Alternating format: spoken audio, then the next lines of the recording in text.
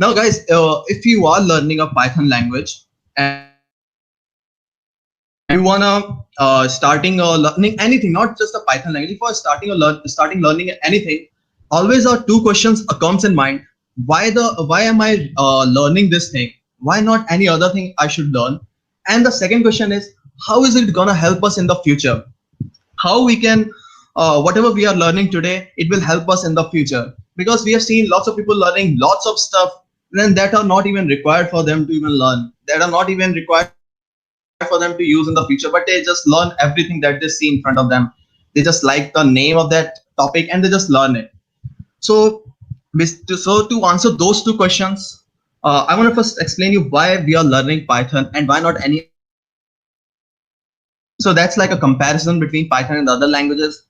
So we are learning Python because it's easy to write and understand, and that's why it has become the developer's first choice. Because Python can be easily written because it's mostly an English language kind of writing. You're writing in English language. You don't have very special keywords in there. It's just proper English language. And second, you can easily understand it also. Then it requires a lot less code than any other programming language. Means like if you are using any other language like Java, C++, or Matlab, you have to write a lot of code to do some tasks. But in Python, maybe you can do those tasks in just one line. That's the speciality of Python. You will see today in the coding, I will show you where I will convert 5 to 6 lines of code in just a one line only. And then basically how it's going to help us in the future, the question comes. It's going to help us in the future is because, as I told you, Python is so easy to understand and learn. Most of the big companies, major technological companies basically, are using Python right now. They are hiring students who have a good knowledge on Python. And then also the biggest field right now, most growing field right now is data science. And the student in the data science field are, they are in the data science field. The Python has a most extensive, network, because Python has the extensive amount of libraries than any other language that is working in the data science field. Like if you talk about R, SAS, MATLAB, Octave, Python has the most extensive libraries and much easy to work with than any other programming languages. And that's why even the companies related with the data science also approaching for the Python programmers to make the models with the Python. So now let's come to the Python. Python is basically created by Guido van Rossum in 1991, and right now we are using it. It has recently launched 3.8 version of it, and it's an interpreter high-level programming language. Now, what do you mean by interpreter? Interpreter is a thing that executes the code. Now there are two kinds of executions. One is a compiler, and second is an interpreter.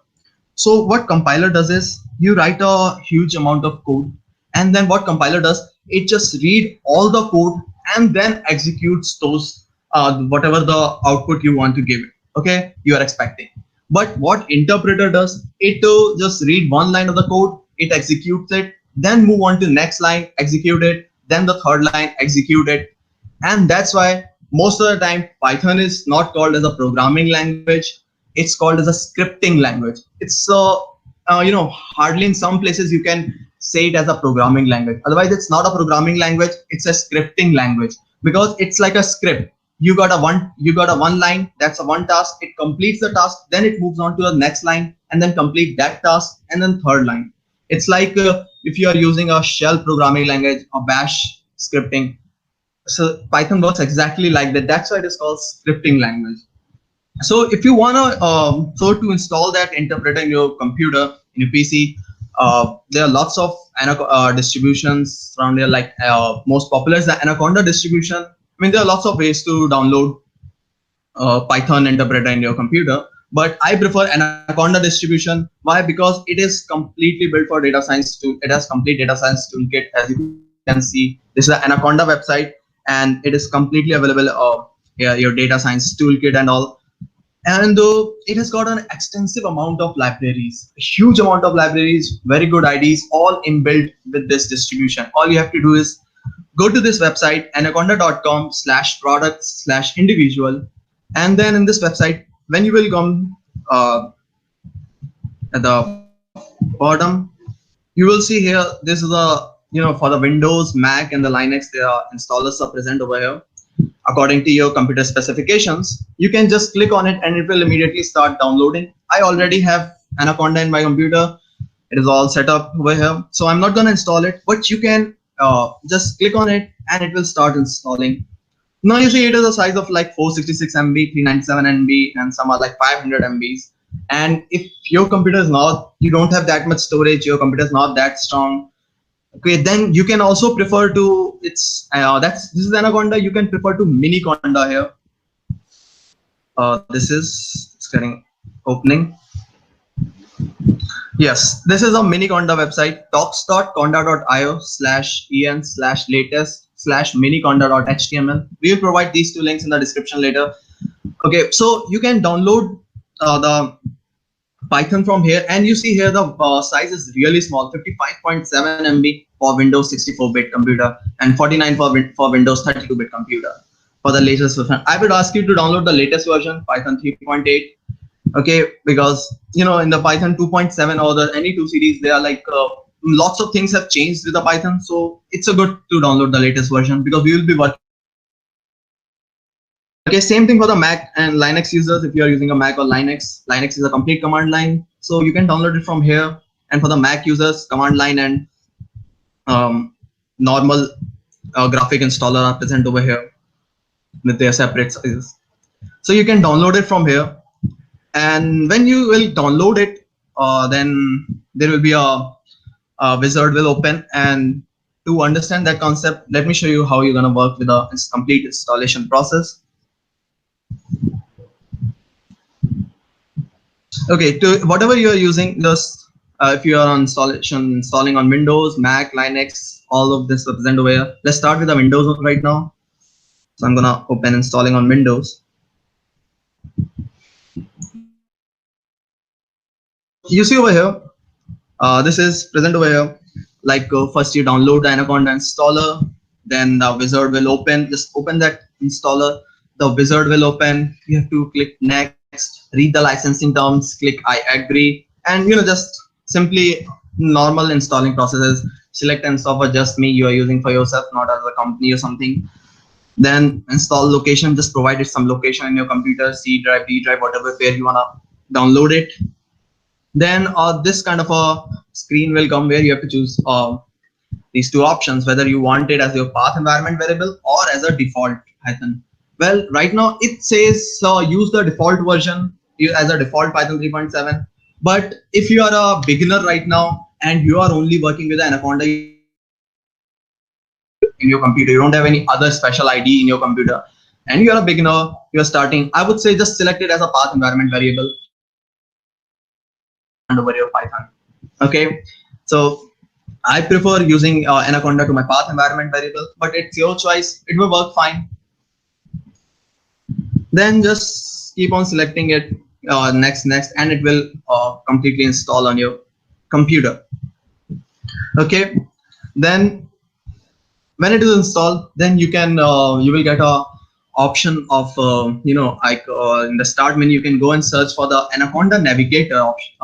It's a software through which you can start your Spider ID. Now Spider ID looks like this. Let me show you. This is how a Spider ID looks like. You can open the Anaconda Navigator. There will be lots of IDs present over there, Spider, Jupyter, and all. You can select either the Spider or the Jupyter. We will be working on both of those IDs. Today we are working on the Spider, and tomorrow we will be working on the Jupyter too, so that you can understand the working of both the IDs. And then whichever you like the most, whichever you feel most easy, you can work on those on that ID only. Okay, so this is how our Spider ID looks like.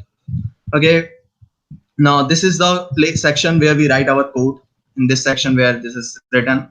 Okay, and there in this small section, the right bottom, this is an IPython console where whatever the program you will run, it will be its output will come over here. Then this is a section where you see there are like small options present over here: help, variable explorer, plots, files, profiler, code analysis. So help is whenever we need some kind of a help with the code. we are using some method and we want to know what this method does. So we can take a help from here. Okay, so Spider has all kind of documents and can help you with whatever you are using over there. Then there's a variable explorer section, which I will keep all these things I will explain you with the course. Okay, there are variables and all that we will be using in the program. It will display over here. Then the plot section, here all the graphs will be displayed, whatever the graphs or the images that we are using in the program, it will be displayed over here. Same here in the file section, whatever the working directory you are in, all the files of that directory will be shown over here. Then this is a profiler, it will just profile your whatever the code you are writing. And this is a code analysis. Now it will read your code and it will analyze, do a little bit of an analysis on the code. You don't need it much, it's for the developer purpose. Okay, so this is a code. Now one thing very good thing about Spider ID is you can just change your working directory from here, whichever the directory you want to work in. Okay, so right now I've created one folder over here in my drive D. Okay, and it is Python workshop, and I selected that folder, and now this is my folder. It has got no right now files inside. You see I have file sections open and there is no files present inside of this folder. Nothing is there, right? It's a complete empty. So whatever we are gonna work over here, we create our own working directory, and whatever the files required related with that program, we just put it inside of that working directory, and that we will also see later in the code today only. Okay, so let's start our first code, right? And we will start with one of the legendary code. Let's move this section and let's zoom it a little bit. Yeah, one of the legendary Python, any programming language first line code, and that is print hello world. Okay, so you see now if you're talking about any other programming language like Java, C, C++, you got lots of starting lines, like you have to import some libraries, and then you have to create an object. In Java you have to use public static void main and all, if you know the Java, if any of the Java person is present over here. And if you are using any C++, then also there are some starting lines. You have to create a main function and all, but in Python you don't have to do anything. You can just write the first line, print hello world, and then select the line and press F9, and you see here in the output section it prints hello world over here. Okay, same way you want to do an operation over here, like let's say 5 plus 7, and if I run this much of the code F9, and you see output I got 12 over here in my output IPython console screen, right? So it's a super simple to work with. Whatever you want to write, whatever you want to do, just directly write it. Okay, there's no some predefined things inside of it. Yeah, there are some keywords and concepts inside of it that I will explain you, but not very difficult to understand than any other programming language. Okay, now to start the program, our programming Python, the basic building blocks of any programming language are its data types. And let me explain you what is data type. Right now you will be blank. What are data types I'm talking about? So I'm opening this PowerPoint slide, and it explains what our data types are. Now the data types are the building blocks of any programming languages. Okay, there are 8 important data types that we are going to study in the course. Now data types are like int, float, integer. To accept an integer value, we use a int data type. To accept any decimal number, we use a float data type. To accept some kind of a list, we use a list data type. So data types defines the type of the value of a variable. Now what kind of a value we are storing, that defines the data type of it. Okay, as Python is dynamically typed, data types of the variable changes with the value being assigned to it. Now Python is dynamically typed, that I will explain you when I will be coding. Okay, and this concept I will explain you when I will be coding you, and I will show you what I mean by dynamically typed. Okay, dynamically typed means the program by itself understands what kind of a data type should be used at what place. In other programming language, this does not happen. You have to define the data type, but in Python program, it from itself understands what kind of a data type we are going to use and use accordingly. Okay, so let's see what our data types are. Now we have these 8 data types present over here, First is integer, floating point, strings, lists, dictionary, tuple, sets, and booleans. Now, what integers are? Integers are the whole numbers such as 3, 300, 200, any number that we are writing that comes inside of an integer. Then there's a floating point number. Numbers with a decimal points like 2.3, 4.6, even the 100.0 is also a floating point number because we are using a dot, a decimal over there. Then strings. Strings are ordered sequence of characters. Means you took some characters like you can use alphabets, you can use numbers, you can use some signs of Chinese or whatever the language that is Korean. Okay, and you can just mix them up and create a string. Those if single letter can also be a string, and multiple letters combined together creating a word is also a string. The only condition is the string should be enclosed in double inverted commas or the single inverted commas. Then we will move on to lists. Now lists are ordered sequence of objects. Like you see here 10 over here, that's like an integer. Then hello in double inverted commas, that means it is a string.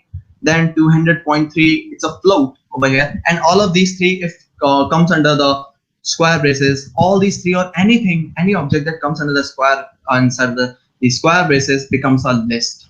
Now one thing I want to tell you in the strings, yeah, there is this thing 2000 over here. Now this time 2000 will not act as a number. It will not act like, you can't write 2000 like this with double inverted commas and do some like 2000 plus 20 becomes 2020. No, it will not happen because right now 2000 is not an integer, it's a string and it will not behave accordingly. So it will behave like a string, and I will show you how it works like a string when I will be explaining you all the concepts in the string. Then our comes in the dictionaries. Now dictionaries are unordered key value pairs. Now key value pairs means like there is some key of it and it has got its value, like some product and its price. Same way, you put a product in double inverted commas over here and its price over here, or whatever the value is. Okay, if it's a string, you put it inside double inverted commas. If it's a number, you put it normally. Okay, same way. Like for an example, you can see name Frankie. This is a very good example over here. Then we can talk about tuples. Now tuples are ordered immutable sequence of objects. Now immutable means these are a sequence of objects that cannot be changed. You can't change any of the object that is present inside of it. You can add it, you can remove it, but you can't replace it. Okay, you cannot replace like remove the hello and put something else in between. No, you can't do that. Okay, so this is the quality of a tuple and it is enclosed with a small braces over here. Now sets are unordered collection of unique objects. Now sets are nothing, it is a very less use case.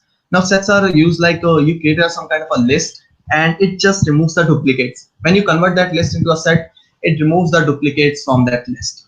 So that's why we use sets to remove them, basically the duplicates. Then comes the booleans. Booleans are basically two logical values, true or the false. It checks whether a condition is a true or false and it stores in whatever the variable we are using. Okay, so let's get on to our spider ID and do a practical on all of these concepts. So I told you about the integer and the string. Let's remove this. We don't need it right now. Okay, so let's say int, as I told you, integer to create an integer, we need a int, right? But I told you in Python we don't have to write int or anything. It dynamically accepts whatever the value we are passing to a variable. Okay, so let's say if I say I is equal to 10, a is equal to 10, sorry, and if I run this code, if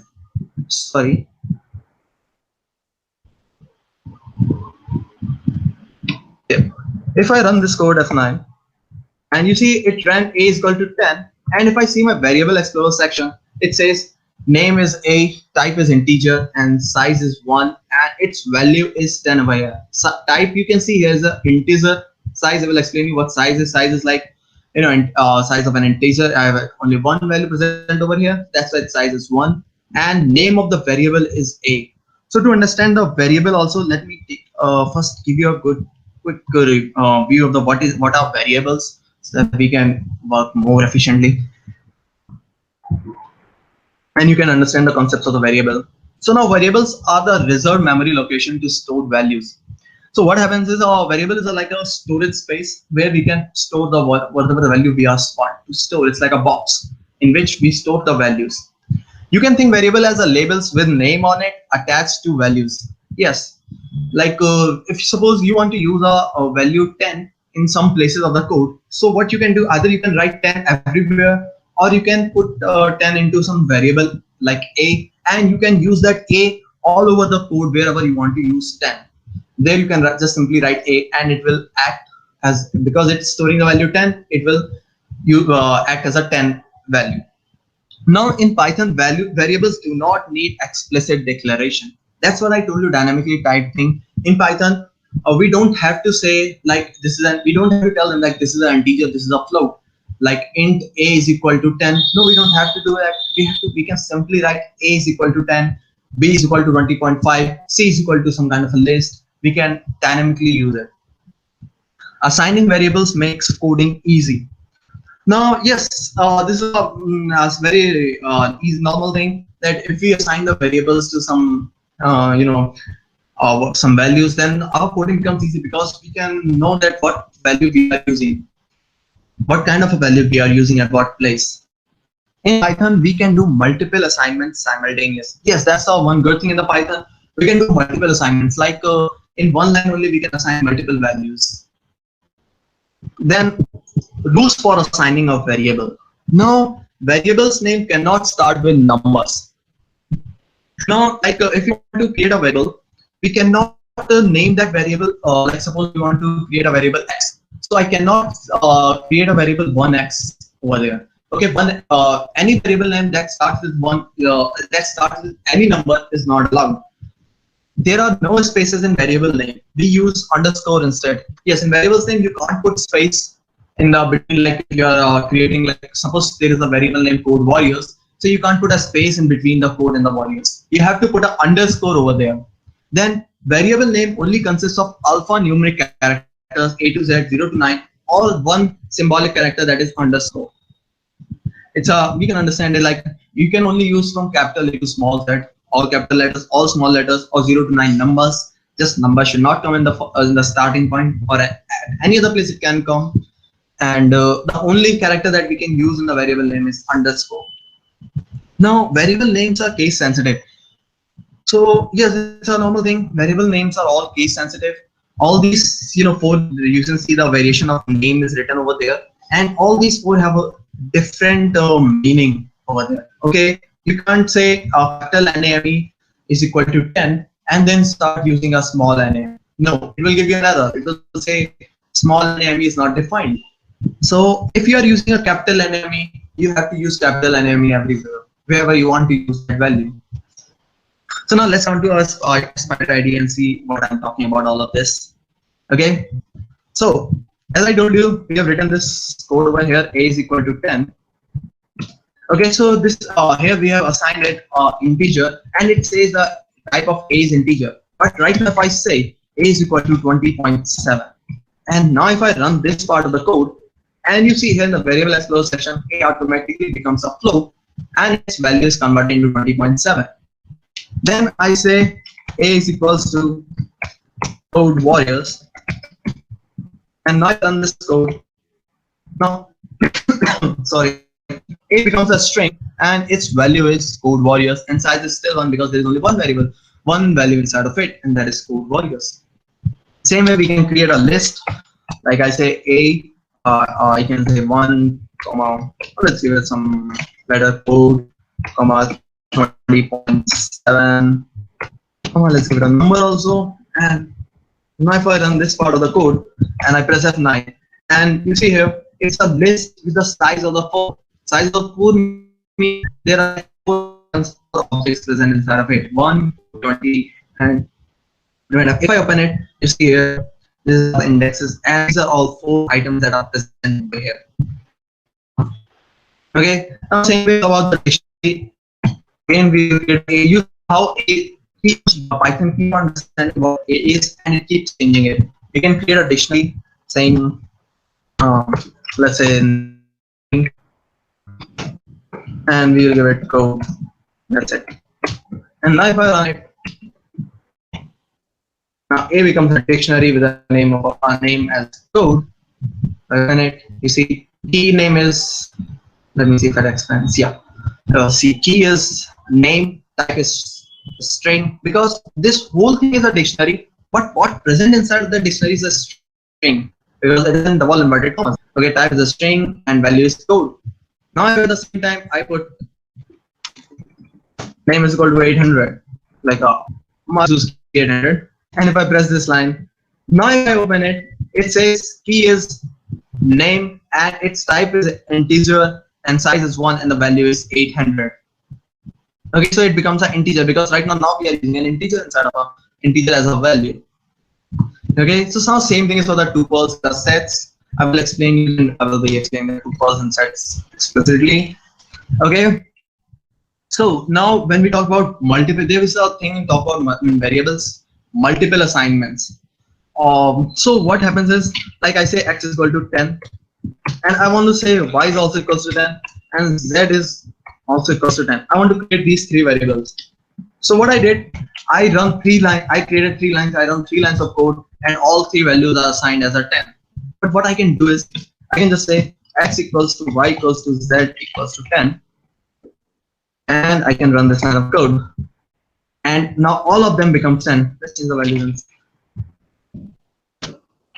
I get 100. Okay. And now if I run this, all x, y, z in one line becomes 100 only. Okay. So that's called multiple assignments. Like we can assign like one value to multiple variables, or we can assign one variable multiple values. Okay. And that example we have seen up there only, where I did what a is equal to 10 and then I put a float, then I put a string over here. So we will keep on changing the values of a variable a. Okay, now we were talking about the rules in the variables. Like as I said, variable cannot start with a number. Okay, so if I say right now I said x is equal to 10. Okay, but if I say 1x equals to 10, let's see if it works or not. It says invalid syntax over here, and you can see also a cross is shown over here that's saying invalid syntax. 1x cannot be written. Now if I just do a little bit of editing in the code and say x1 equals to 10, and if I run this code and it works perfectly fine, and you can see in the variable section also x1 is 10. Okay, so same way we can also put an underscore over here and it will work perfectly fine. And underscore, we can also put underscore in the starting, and we can just put F9 and you see underscore x is equal to 10 is also work perfectly fine. Okay, so this is the rules and all the variables in the Python. Now let's start. I have explained you integer. There's nothing much in the integers and the floats. They are like basically the numbers. Okay, let's remove all of this. Okay, there's nothing much in the integers and the floats. It's just basically the number, like for the number you assign it, and you can work with it. You can use normal operators like x is equal to 10 plus 6, or you can not do like this. I mean, x is equal to 10 and y is equals to x plus 6, and I think this should work. And you can see here y is become 16. Okay, so it can work like this. You can also you can also do x equal to 10 plus 6. I was confused. Okay, you can just say 9 and x equal to 10 plus 6 will also become 60. Okay, so numbers are nothing. You can use normal operators like you can use a division operator, or you can use the multiplication operator and all. Okay, so this is all in the numbers and the floats. So the main thing that starts is start from the strings. Now strings are, you create some string like, let's say str_1. If I say create a string str_1 and I say let's give it a string some code warriors. Okay, so this is a string. I run this line of the code and I've got a one variable str1 as code warriors. Now in strings we can do a lot of things. Okay, as it's a a sequence of all characters only. So in the strings we can apply the concatenation. We can do the indexing and slicing. Now concatenation means like I have written this string and I want to add some other thing in the string. So what we can do is we can just create str_2, and it says workshop, and I'll just plus sign over here, and I say str_1. And if I run this line of code, when you see in the variables explore section of string 2, it says workshop/code warriors. Let me put a little space over here. And if I run this line of code, and it becomes workshop code warriors. Same thing you can do with the print also. You can say print, and you can write exactly this much of the code over here. And if you run this line of the code, and in the print section also you can see in the output section workshop code warriors. So that's how we do the concatenation, the string. Then we can add two strings also. Like I've created workshop. There's like a string 2 is workshop code warriors, and string 1 is code warriors. Okay, so I can create a str_3 that says str1 plus str_2, and if I run this line of the code, and it says str3, if you see, read code warriors workshop code warriors. Okay, we can also put a like a little bit of a space in between, and we can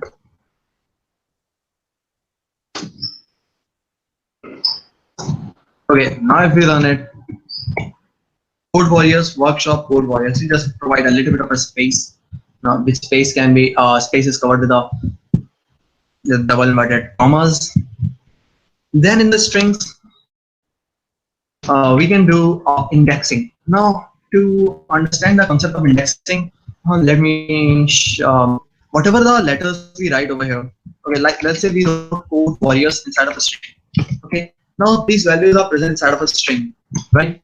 Now the indexes will be like the C will be at index 0, O will be at index 1, D will be at index 2, E will be at index 3, and the space, whatever the space we are using, will also have its own index. Then W will be at index 5, A 6, 7, 8, 9, and O will be at 10, R will be at 11, and S will be at 12. Okay, so that's how their indexes are all divided. Okay, so now if you want to fetch some letter from this string code warriors str1, this string, now how are we going to do it? We have to simply say print str_1, and we put the index number of it. Let's say I want to see 0. Now if I run this line of the code, it says at 0 C is present. Now 0th index is a starting index, and at that index 0 is present.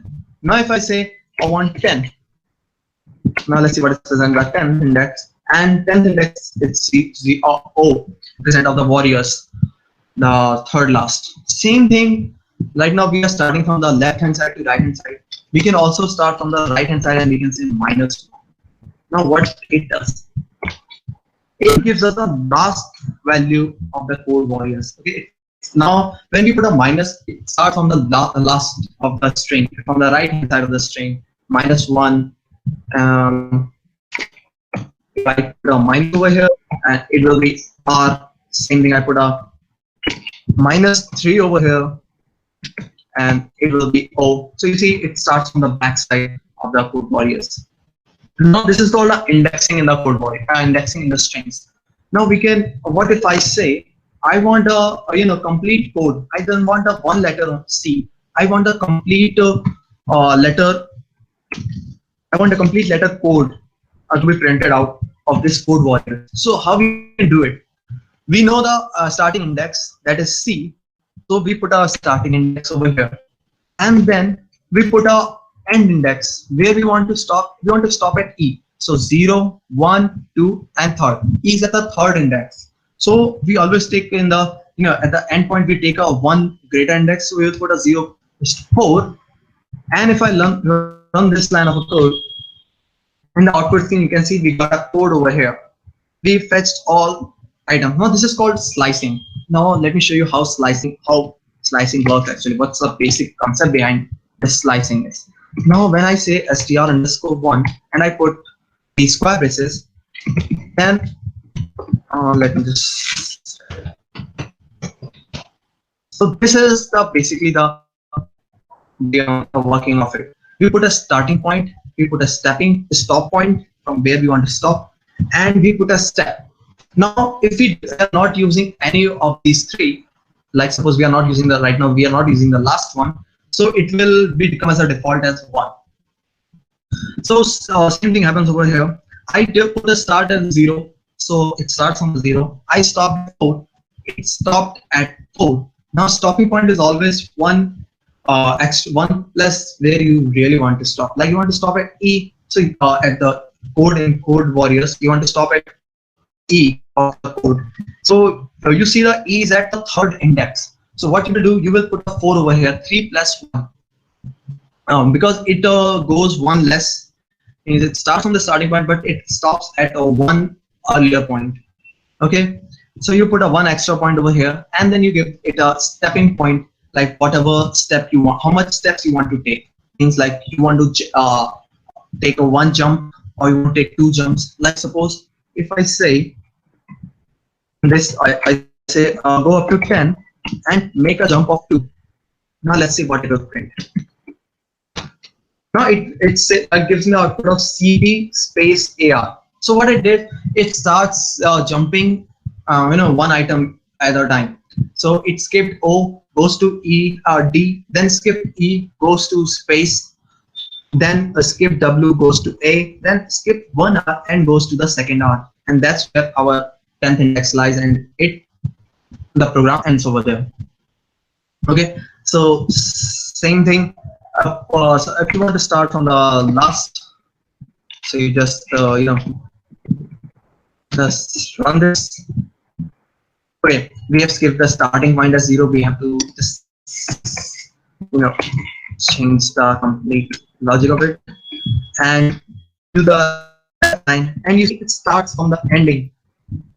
Now it starts from the 10th index, that is O, and goes up to the 1st index with a stepping point of there's no stepping point right now.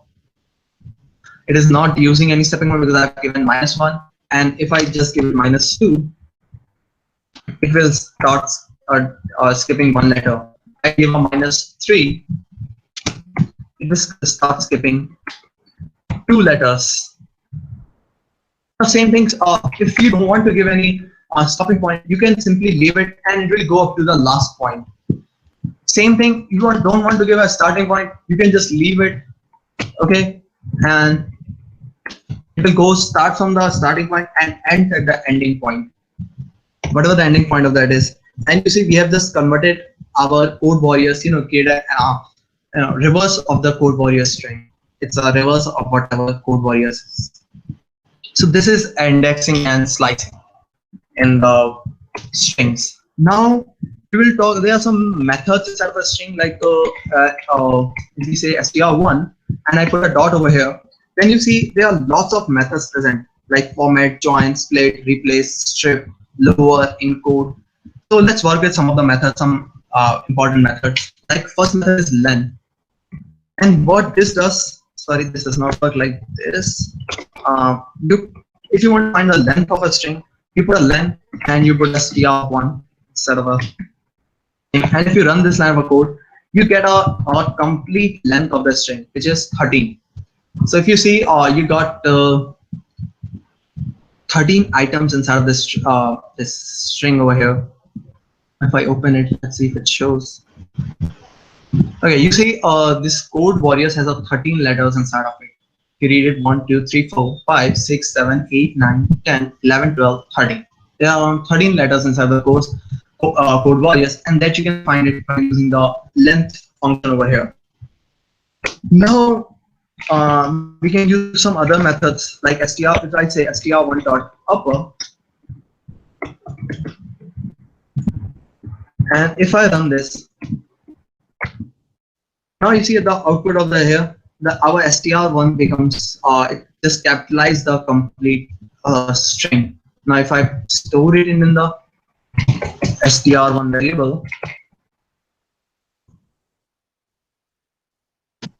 If I run this, now you see in the variable section also our code warriors become capital letter.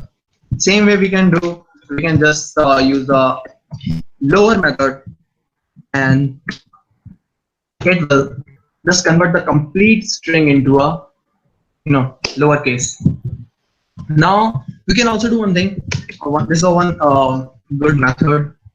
We can like, let's say one. This is our code warriors, and do a split. And if I do split, and now if I run this program, now you see what happens is our string is divided into a two, let's say converted into a list, and it says code comma warriors. It is divided into two parts, and it created a list. And what happens is it basically breaks down at the part of a space where we have provided the space to this string. It breaks down to it and created a list. Now if I provide a letter, some letter inside of it, let's say R. Now what happens is, now if I run the code, now our string is breakdown at the part where R is present. Like the R is present at W. This first R is at after WA. So what happens is the first object of the string is up to that point, and then it breaks at the point, and again starts from the IO, then again breaks, and then brings up S. So that's the split. And this is mostly in the string. You can understand more concepts in the string, or just try with all of these methods that are present over here. You can see there's like a split method, splitlessness method, count method, index method. You can use all these methods, find method, join method to work with. Okay, I'm not going to explain you all the methods over here because there are lots of methods to work with. Now I'm going to move to the next, the data type, that is list. I'm going to remove all of this. Now list is, I told you, list consists of number of objects present inside big braces. Like, so let's say if I say list underscore 1, and if I put like something 10 comma code, then 8.7, now this becomes a list. Okay, now this is a list over here. And if you want to test it, I haven't told you earlier, but if you want to check what kind of a data type it is, you can simply say type and list underscore 1, and it will tell you what kind of a data type we are using. Now list 1 is a list kind of a data type. It gives you a list over here. Now for the string, you can check it by putting a string variable over here, and will give you a string name. So list is all, there are same concept that we applied on the string. Same concept applied over here, like the concept to check the index. So we can say list underscore 1, and we can put a 0th index over here. And now if I run it, it gives me the whatever the value is present at the 0th index, and that is 10. Now if I open it, you can see at the 0th index 10 is present over here. Now there's a one small thing, yeah. Okay. And same thing happens with the slicing. Also, like we need two objects at a time. I just say 0 up to the 2nd index, and if I run this, I got the two objects 0. Okay, wait a minute. Let me run this line again. Yeah. Now you see I got the two objects over here, 10 comma code. Okay, because I did that same indexing and slicing that we applied in the string. Same applies over here in the list. Okay, and also the concatenation. If I create some other list like list underscore 2, and I put on side of it, let's say I give it one variable on the warriors, or let's give it a one more like 200. Okay, I give it two variables over here and F9. Now if I say list underscore 3 is equals to list underscore 1 plus list underscore 2, and if I run this line of the code, now you see our list 3 becomes, list 3 has both the elements of list 1 as well as of the list 2. See 10 code 20.7 warriors 200. It has got all of the codes inside of it. So that's how you can do little concatenation of two lists. You want to add two lists, you can do it this way. Okay, so this is on the list. Now there are lots of methods on the list, as lists are mutable. Mutable means you can change any value of the list at any time. If I say list underscore 1, and I put index 0 equals to 20. If I run this line of code, and you see our list 1 over here changes. Now the index 0, we got a 20 over here. Okay, we just change the value. We can change the value at any time inside of our list. That we can do with a string or with the tuples or sets. But you can do it with a list. And we can also like we have got these 3 values inside of our list, and we want to add another value. So we can say list 1 dot. Now it is also have lots of functions over here like append, pop, start, index, remove, insert, count, reverse. We're going to use some of them. Like I'm going to use right now append method over here, and the append method want to we write inside whatever we want to append in the code. Like I want to put let's say I want to put a numbers like 100, okay, as a string number. And if I run this line of code, I see our list 4 operations of it, and the last one is 100. Same thing if you want to insert at some particular position, so you can say list 1 dot insert, and insert accepts 2 variables. One is the position we want to give, means the index. So I say let's say 2, and what you want to put over there. Like at the 2, I want to put warriors. Now if I run this line of a code, you see here it becomes 20 code warriors 20.7 and the 100. Okay, now we can also, if you want to remove anything, okay, we have been talking about the adding stuff. Now if you want to remove the stuff, we can say pop method. Pop means popping out something, removing something, and inside we can, you see here it says list.pop. You have to put the index. Which index you want to pop? I want to pop let's say I want to pop the 0th index of the list. And if I run this line of code, and you see in the output it says 20, and the 20 is removed from our list. That's some code warriors. Okay, now same thing, if suppose there is a list,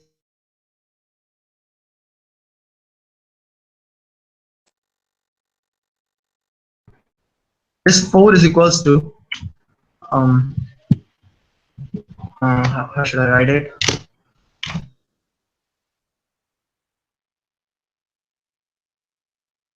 Comma 30. If I write all of these, create a list of just numbers only, and if I put a F9 over here, so what happens is I did a F9 and I run this code, this much of the code.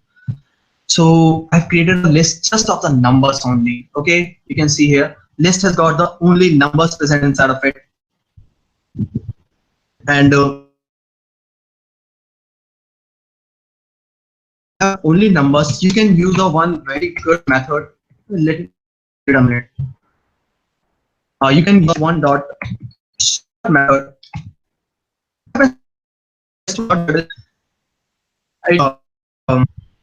Just sort your whatever list. You have to put a list name inside of it.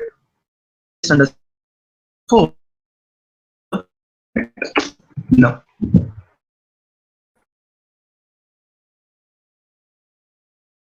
On this mode over here, and I press.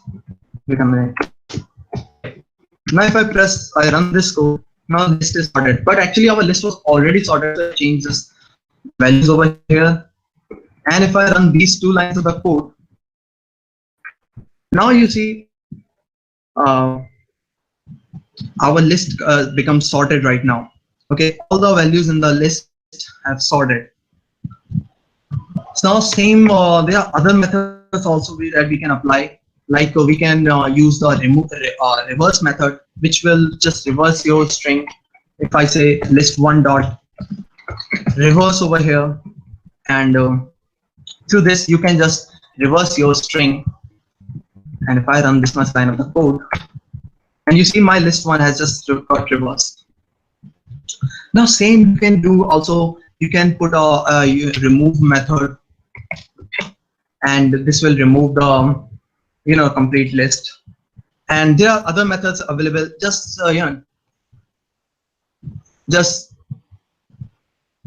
just give it a uh, check out other methods, and just try these methods. If you are facing any problem, just put in the comment chat section. Okay, will help you over there. So write in the chat section if you are facing any problem up till now part. If you are facing any problem up to the list part, just put in. Okay, your voice is breaking, cracking voice. Okay, this must be a little of a network problem because weather is not good over here, my place. Okay, there is no problem. Continue, sir. Continue. You are doing great. So thank you, Kshitish Gupta. Okay, so this was a remove method over here through which you can remove the complete list. Then you can also use a del method. It's suppose you want to do some index or some value for the list, you can say del list, and you can index over here and run the code, and you see your again the index 0 is removed. So these are all the methods inside of a list. You can also delete the complete list. You can say del list, and it will remove complete list.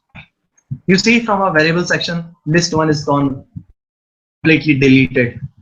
Now, we basically use this method is because sometimes we want to save the memory and we don't want to use some variable. Then we can use this del method and we can delete the complete list. Okay, so I think this much is a lot in the list section. I've explained you a lot. So take around 5 to 10 minutes break so that you can just do whatever I have explained you up till now. Just do it, and the 5 to 10 minutes, we will be back again and explaining you anything. And if you face any problem, just put it in the chat section. We will explain. We will sort you out immediately. Okay, so we are taking a 10 minutes break, and I will be back after 10 minutes.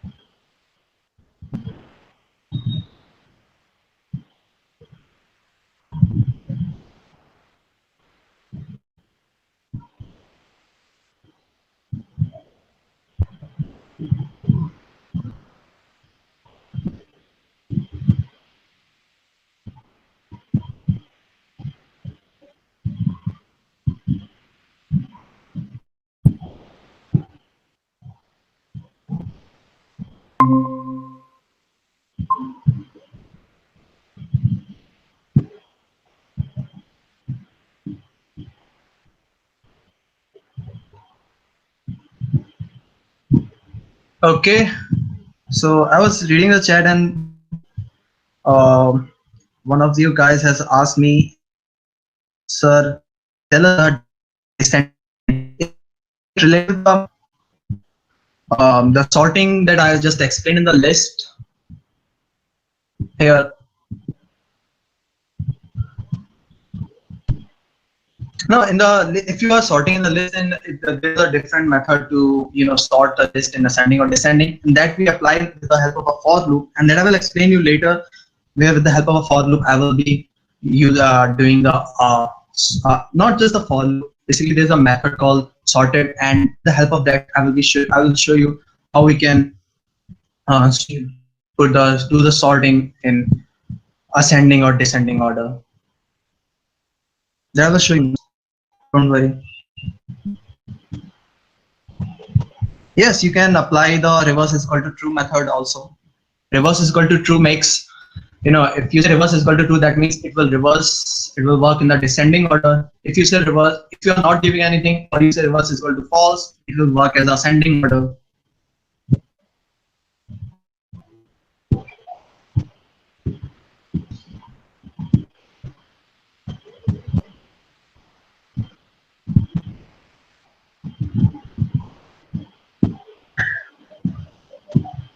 Okay, Naveed Nizami, you have used list dot remove and you have put a X inside of it.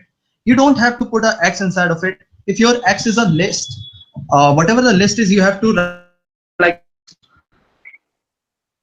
my list was right now a list 2 available over here. So I say list 2 dot remove. If I use the remove method like this, and you don't have to give any parameter inside of it. And now if I run this line of code, move takes exactly one argument. Okay. Let's see where this is going.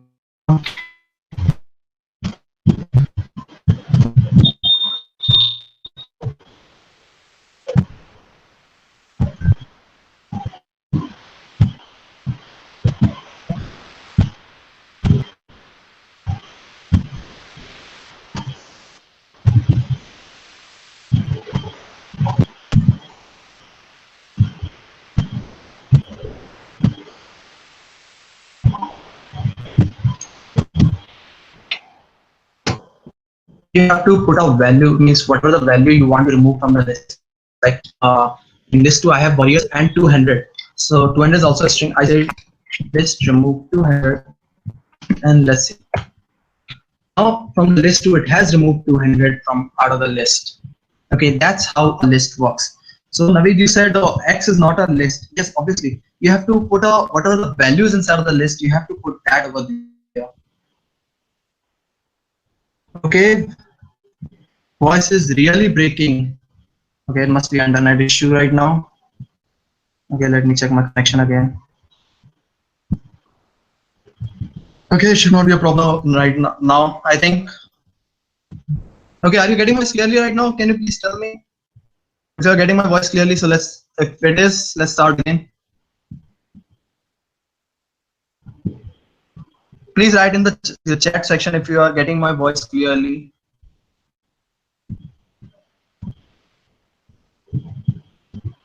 Okay, so now there's no breaking in the voice, no cracking, everything is audible.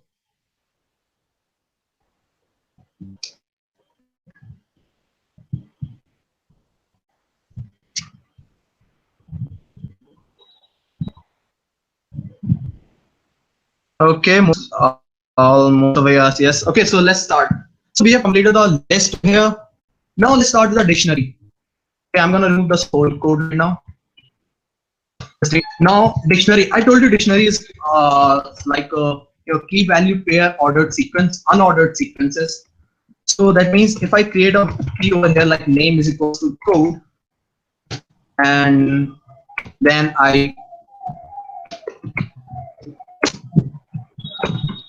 okay, both will be in they both are keys are always in the string format, and if your value is a string, then you put it in a string format. If a value is a number, you put it in a number format. Okay, and you use this colon between them. as a, this is a key and code is a value. Now again we create another key, let's say age. Suppose if we create a key age and we give it a value like 1, suppose, and now if I run this dictionary, now we've created a one dictionary over here, DICT as a dictionary. Let's not use the correct okay, this one thing, you see I use the DICT over here and it is shaded in the orange. Now variables are never shaded, they are remain in their normal format. Okay, so if you are getting a shaded, don't use those as a variable, because they are also keywords, and sometimes in the programming you might get conflicted with those two things. So it's a good practice not to use the keywords as a variable names. Okay, so I will use it as a dict1, and I run this. I got a variable as a dict1 here, dictionary, which has got two values inside of it. One is, two key value pairs, name, code, age 1. And if I just open it, you see here, one is a string that is name as a code, and another is an integer int. Now in the dictionary, I can also do a what do you say?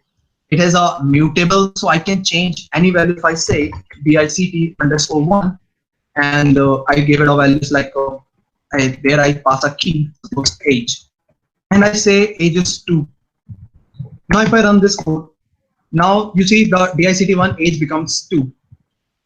Okay, we can change whatever the key we want to change. We want to add any key, we can also add a key. In this, let's we want to add a key in the, we can simply write dict_1 and give it a key name like suppose whatever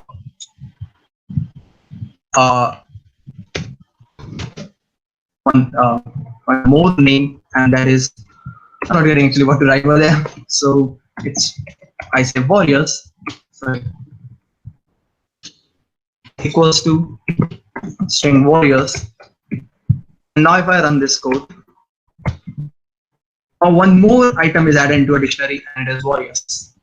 Okay, now you can also create a what you say, nesting inside of a list. Let's say this was my list, and I can create a list over here for the age, and I can say 1, 2, 3, or 1, 2, 4, let's say. And if I run this line of a code, I've created a list inside of a dictionary. You see this dictionary over here, it has got age as 1, 2, and 4, which is a list type now, and name is a string type. Okay, and the same thing now, if you want to access any element, as I show you, this is a way of accessing the element. But what now is, it's a list, and now how we can access it? Now if we just print it, let's see what happens. If we print this dict age over here, and it gives me output as a list 1, 2, 4. But what we want only a 1 over here. So what are we gonna do is, we're gonna pass another value over here, and that is we will put the index of the list. Like let's say if I put a 0 over here, so when I run it, now we got the, in this age key, the index 0 value. So that is 1 over here, you can see in the output screen. Same thing, we can apply the slicing also. We can say 2. Yeah, and if I run this, we got 1, 2. Both of them we got. Okay, so this is a dictionary. Now dictionary is basically, the more concepts I will explain dictionary in the, tomorrow I will be explaining the pandas. Now pandas data frame. The dictionaries are basically used to create the data frames, and that I will explain you tomorrow how we can convert these dictionaries to create a very big vast data frames. Okay, so there are some functions also in the dictionary, like as I say dict_1.keys, and if I run this, of course, it gives me the name of the keys that are present inside the dictionary, that are name or age. Same way, if I put values over here, it will give me the values that are present inside of it, that is code and 1, 2, 4. Same way, we can use other methods like pop, item, clear. Now clear is completely removed. We can again use a del dict and it will delete your dictionary. Okay, dictionary is deleted right now. Dict1 is not present over here. Okay, so these are all the methods inside of a dictionary. Now let's talk about tuples.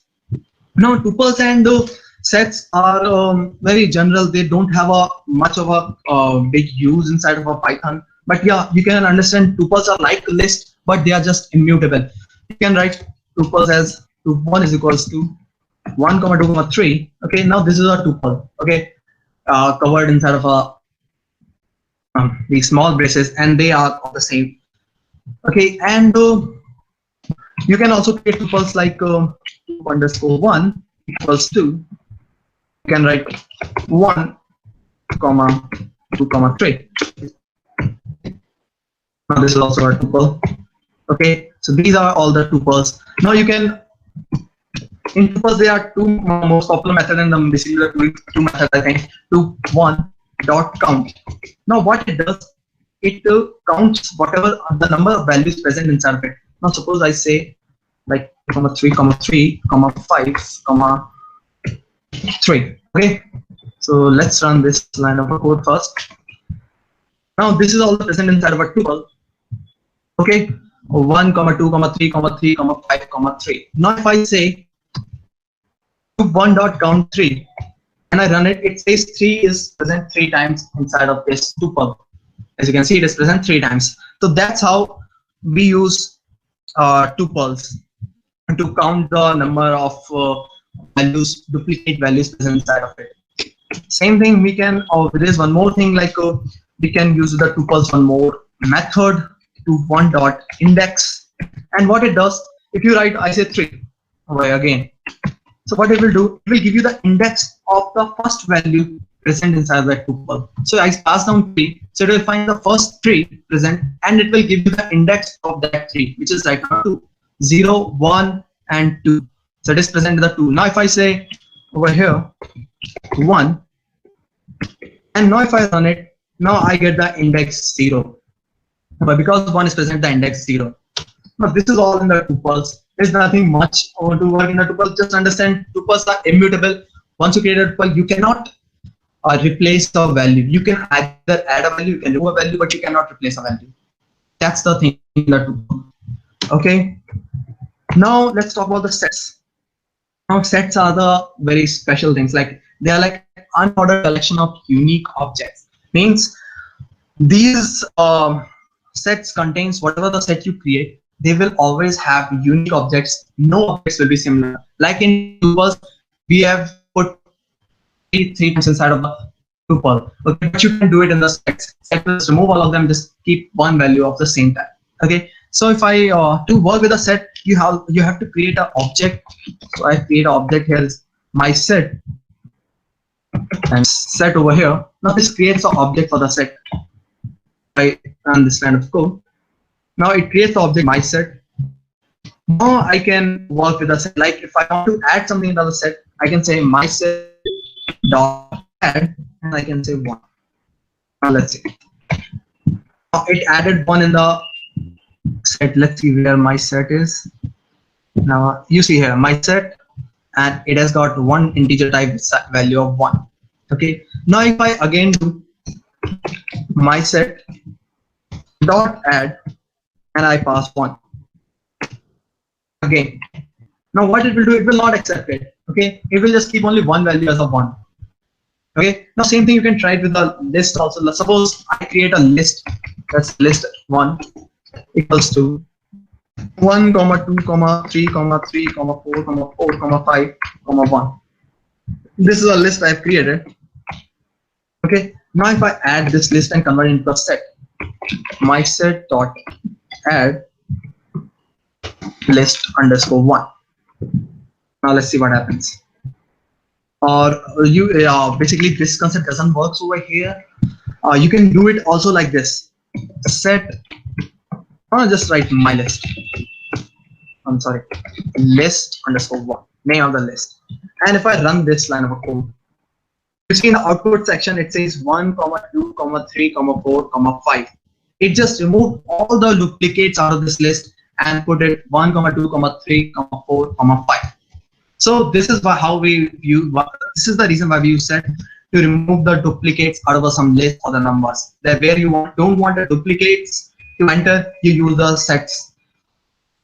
That's only application of sets in the Python. So this is where we cover all the data types. Oh, one small data type is left, that is Boolean. Boolean is true or false. That I will explain later when I will be talking about conditional statements, because it's a logical operator. So when we will be talking about those statements, then I will explain you what Boolean is, true or false conditions are. Okay. So this is all in the data types. If you're facing any problem, just put in the comment section. I'm going on the comment to read the chat. If you're facing any problem, do write over there. I will explain you.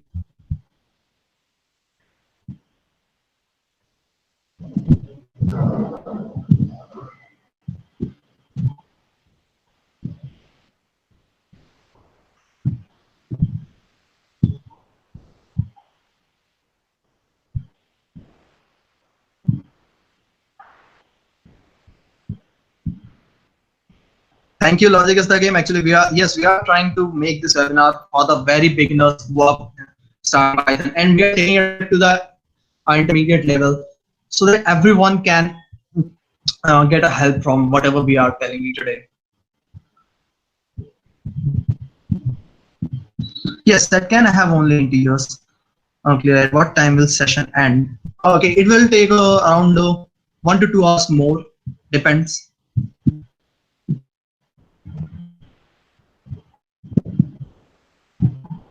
How to open .tiff file in Python? Actually, we are not reached up to that point. So when I will reach up to that point, then we will talk about how we are going to open some files inside of a Python. Right now, we are just completing the data types. So let's talk about the data types and all. Okay, we use underscore because there's no reason to use underscore. It's just, I can also say list one. Okay, but I use underscore to make it look more clearer, like list underscore one. Okay, there is nothing you can put. It's your choice. You want to put it in underscore, you don't. It's your choice. There's no reason behind it. Whatever kind of variable you want to put, you can put it.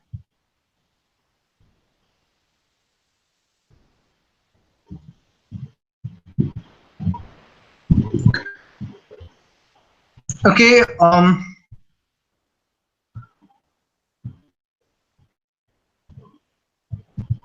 No, you can, Prasa, you can't make a set with just using a curly braces. You have to create first an object for the set, and then you can work with the set. That curly braces thing is of the maths, where you use sets with the maths, you use sets.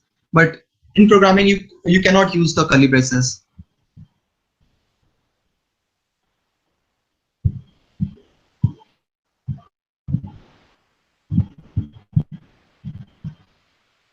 We Vasanti Behera.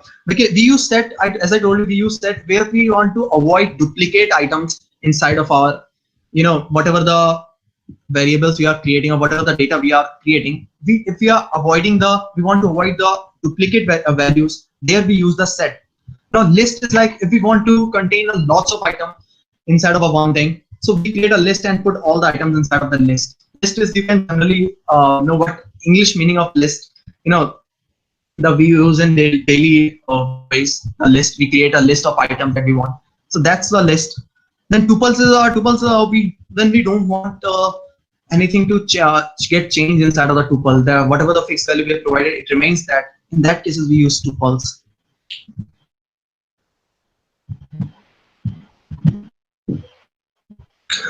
So can you explain the basic difference between list, string, and dictionary? Okay, lists, as I told you, it's a general list that you create. Here in home, you create a grocery list, like same thing is over here. You create a list of items and that you put it, okay, and you access it with the help of indexes. Okay, now a string is like a word, sentence, or a character. It present inside of a double inverted commas. That is a string. Now in list you can put a numbers also, but in strings you can't put a number. If you put a number in double inverted commas, that number will convert into a string. Okay. Then dictionaries are key value pairs. Means every key has its own value. That you can understand much more clearly when I will be tomorrow explaining the data frame. There you can understand it more clearly what key value pair means is.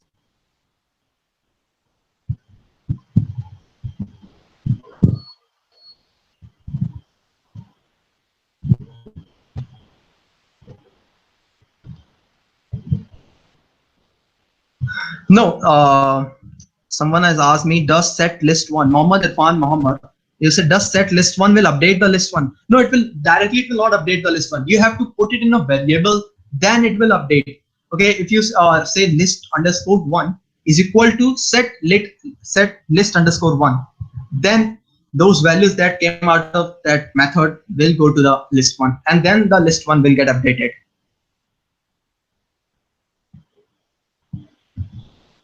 Manas Ohara, where can we change data? What kind of data you are talking about? What data set used mostly in ML? List, tuple, or dictionary? I would say all the three are used most in the ML. Okay, the data frames that you use, they are made of dictionaries. Okay, and those dictionaries are comprised of the lists. So you see the logic behind it. Okay, and we also use a tuple. There's a less use of tuple, but yeah, we also use tuples in some places. You can also check our if you miss something in the course, you couldn't understand any particular topic. We are also on the Code Warriors channel. We have a complete course on Python, machine learning, and computer vision. You can go there. You can understand the particular concepts over there also regarding the whatever the topic you are talking about.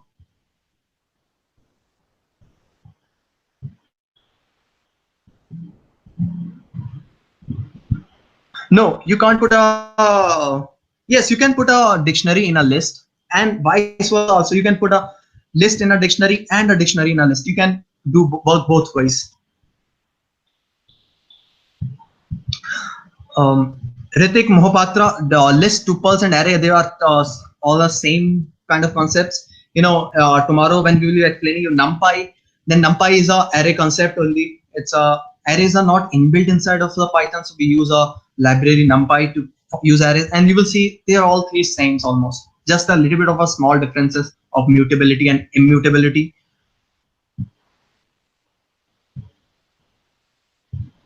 Manas Ohara, I don't understand what you're saying. Where can we change data? Tuples are faster than lists because tuples are immutable. You cannot change them. They have a fixed size present over there. So it is not taking some extra memory and all. That's why its data structure, because of its data structure, it is faster than the lists.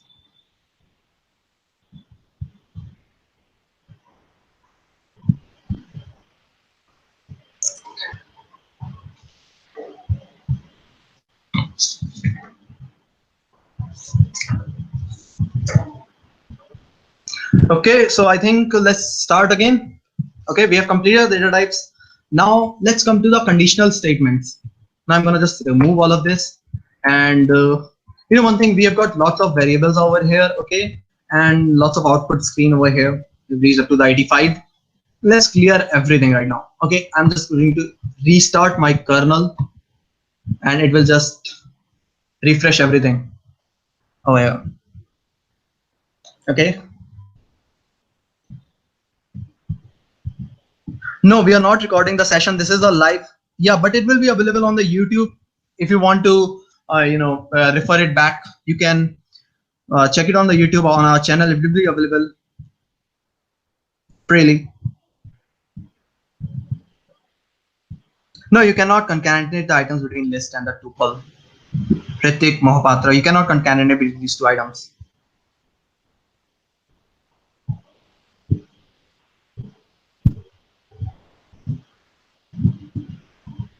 Okay, so you see our kernel is restarted. All the variables are gone. We have got this output screen is saying ln1. And now let's start our conditional statements. Now in this conditional statement, I have left one data type, that is Boolean data type, that will also explain over here. Now conditional statements are like if, then else, elif. Now, okay. Elif.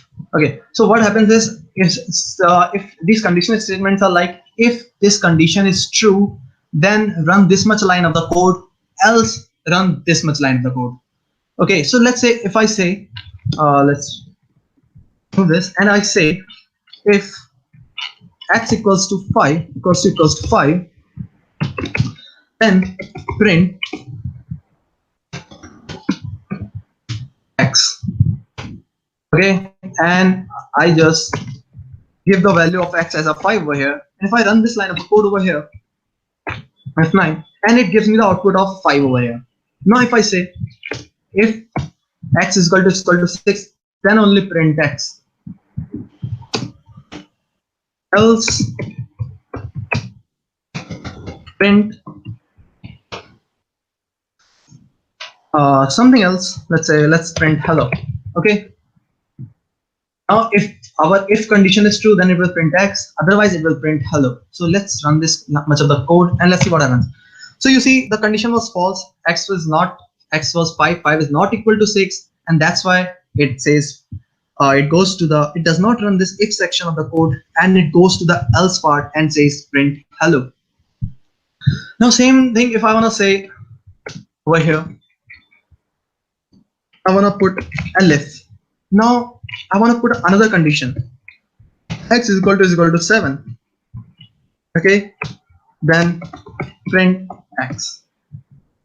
Okay, so what I did, I created a one condition where x is equal to 6, then print x, then another condition where x is equal to 7 and then print x, and then there is a else condition where print is hello. Now if I run this much amount of the code, so you see again it goes to the hello part because none of the statement is true. But if I say 7 over here, and if I run this much of the code, now you see I got the output of 7 over here, where x is equal to 7 and this elif condition is true over here.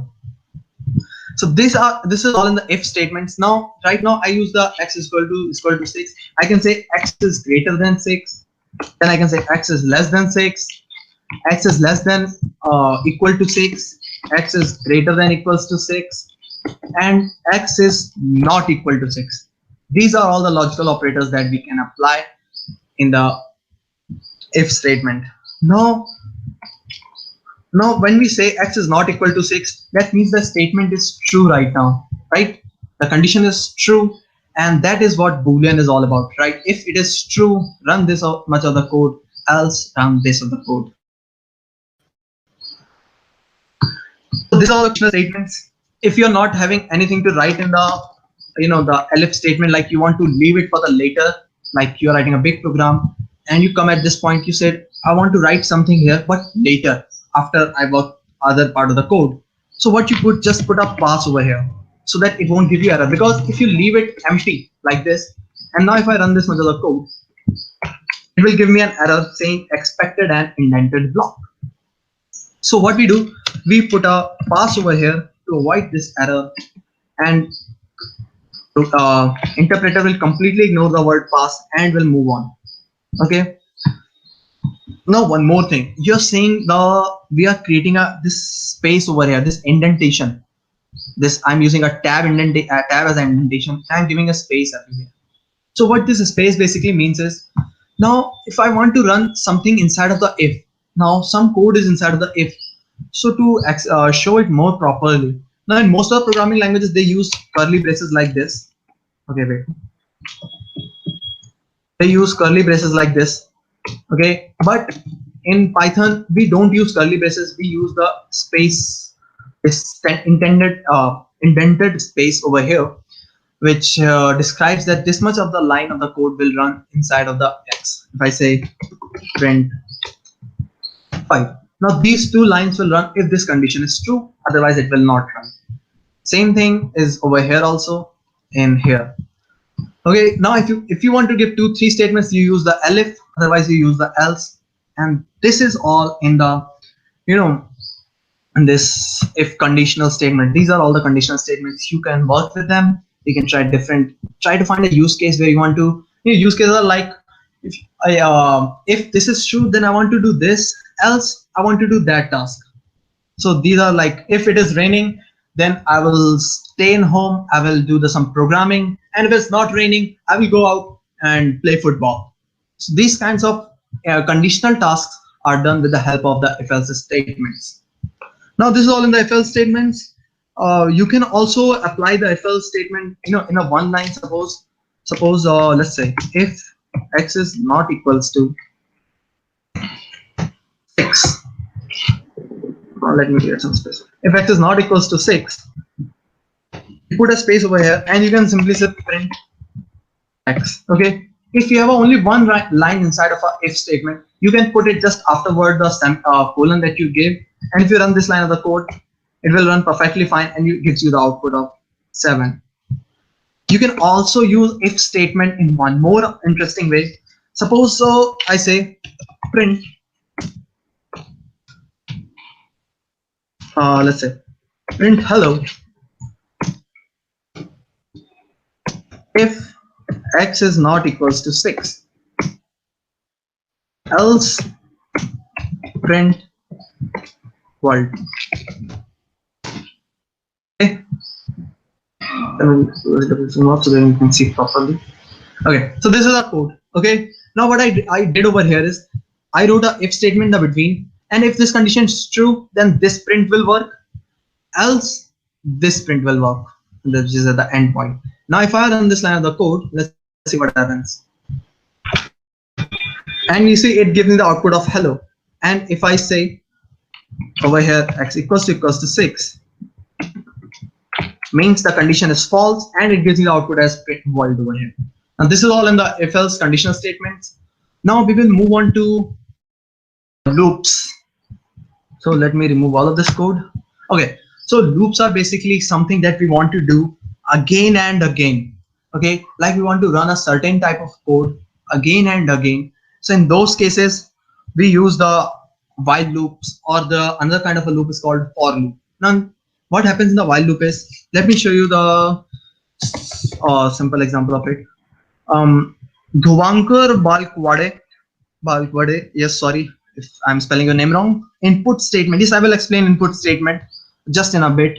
Okay, I missed it. I will explain the input statement, how we can take an input. Okay, don't worry, I will explain it. So what happens in a while loop is we just write a while over here, and we give it a condition like we give it in a if else statement. We say x is greater than 5. Okay, while x is greater than 5, we will run this amount of code, and we will say print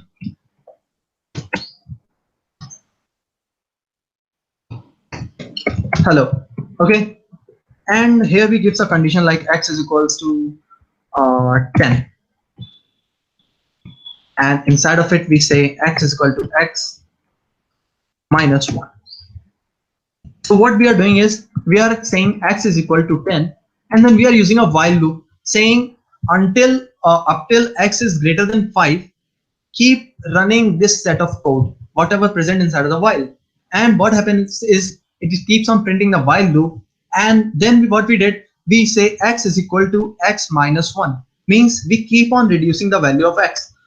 So at the first iteration, the value of the x will be 10, then the value of x will reduce to 1, it becomes 9, then 8, then 7, then 6. So if I run this code, it will print us the hello 5 times over here only.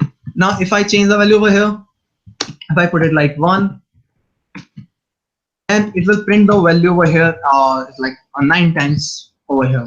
So this is the concept of the while loop.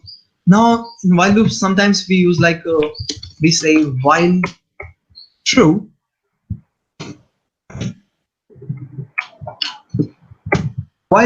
keep running this statement. Now this is an infinite loop, and to stop an infinite loop, there are some statements present over here.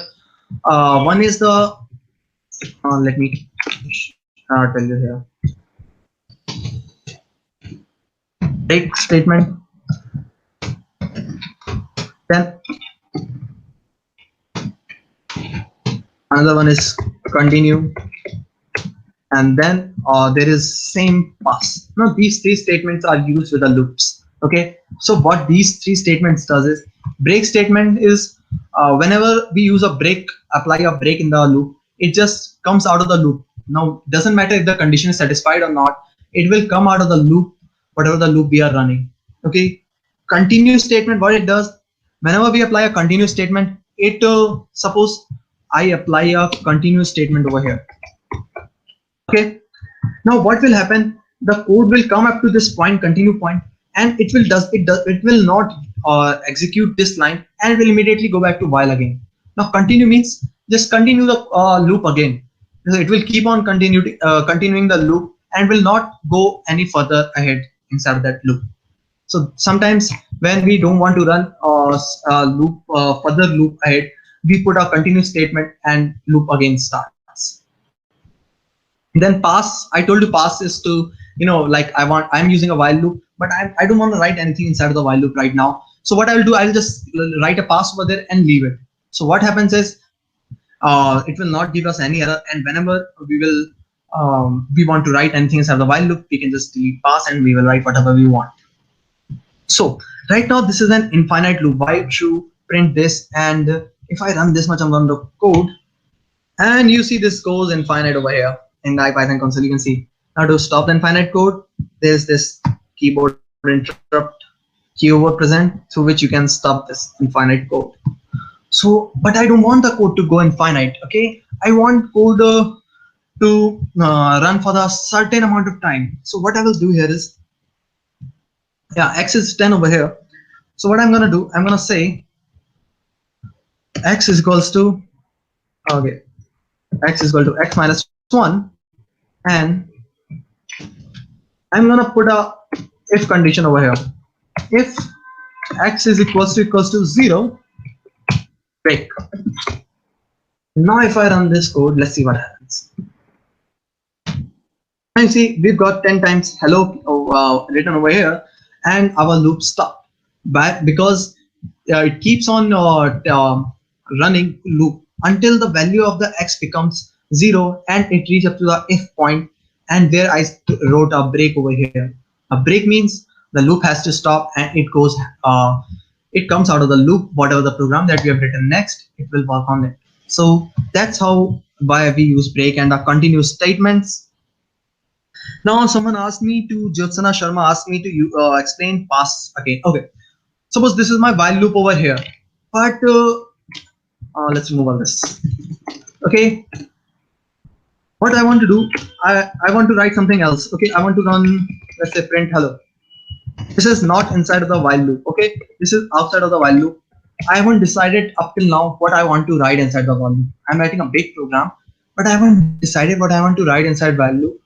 So I was working on I hid in our program, and I write other stuff like print hello, and I did some calculation, x is equal to 5 plus 7. Okay, I did all these calculations and I left this while part. So when I run this much of the code over here, it gives me an error saying expected and indented block. So what Python interpreter is saying, that code inside of a while should be in the indented block. So it is asking me to put an indentation over here, but I don't want to put this much of the code inside the while loop. This is a separate code out of the while loop, but I can't run the program without giving it an indentation. So what I do is I put a pass over here. Now what pass does, it does not bother with the error part. Okay, oh wait a minute, I press the wrong key. Here, it does not bother with the pass whether I'm giving an indentation or not. It just executes the complete program. You see, earlier it was not executing, but now it is executing. So that's why pass does. Pass means it just pass the value. Whatever we are doing, it just pass the interpreter to go to the next line. Don't work over here, just go to the next line. That's called passing. Sir, can we use else statement in while loop? Yes, you can use the else statement in while loop, obviously. Okay, nice session. Whether recorded video is available? Yes, recorded video will be available on the YouTube only. You can watch the video on our YouTube channel. Continue skips iterations. Yes, continue not basically skips iteration. Like wherever you put a continue in the while loop, it does not execute code after the continue. Like suppose, let me show you an example over here. Further continue. Let's say if x equals to if x is less than equals to 5. Okay. Now print a value of x, and if x equals to 7, then continue. Okay, so this is the amount of, okay, so what we are doing over here is we have given the value of x is 10, and we are running the code until x is greater than equals to 5. Okay, we are printing the value of x, but we are saying if x is equal to 7. Oh, wait a minute. Let's put print over here. Print x. Okay, so now if I run this much of the code, what happens is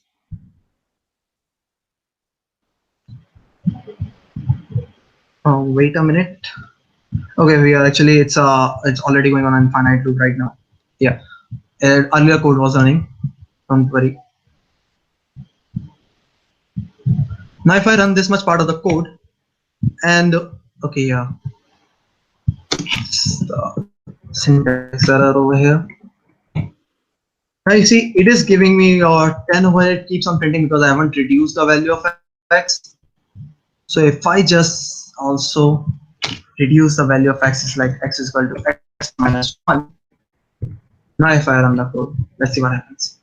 Now you see I got the value 10, 9 and 8, and after 8 it's say when it becomes 7 it gives the continue, and it does not printed any value or does not work over here. It goes back again to the while loop. Okay, so that's how the continue works. Okay, so this is all in the while loop, and now let's talk about the another kind of a loop, that is a for loop. I'm going to remove everything from here. And now for loop is the most powerful thing in the Python. Okay, it has got a wide range of variations, and this concept can convert your 5 to 6 lines of code in just a one line. Okay, and I will show you how. So for loops works basically like suppose I say for I in range 10, and I say print hello over here.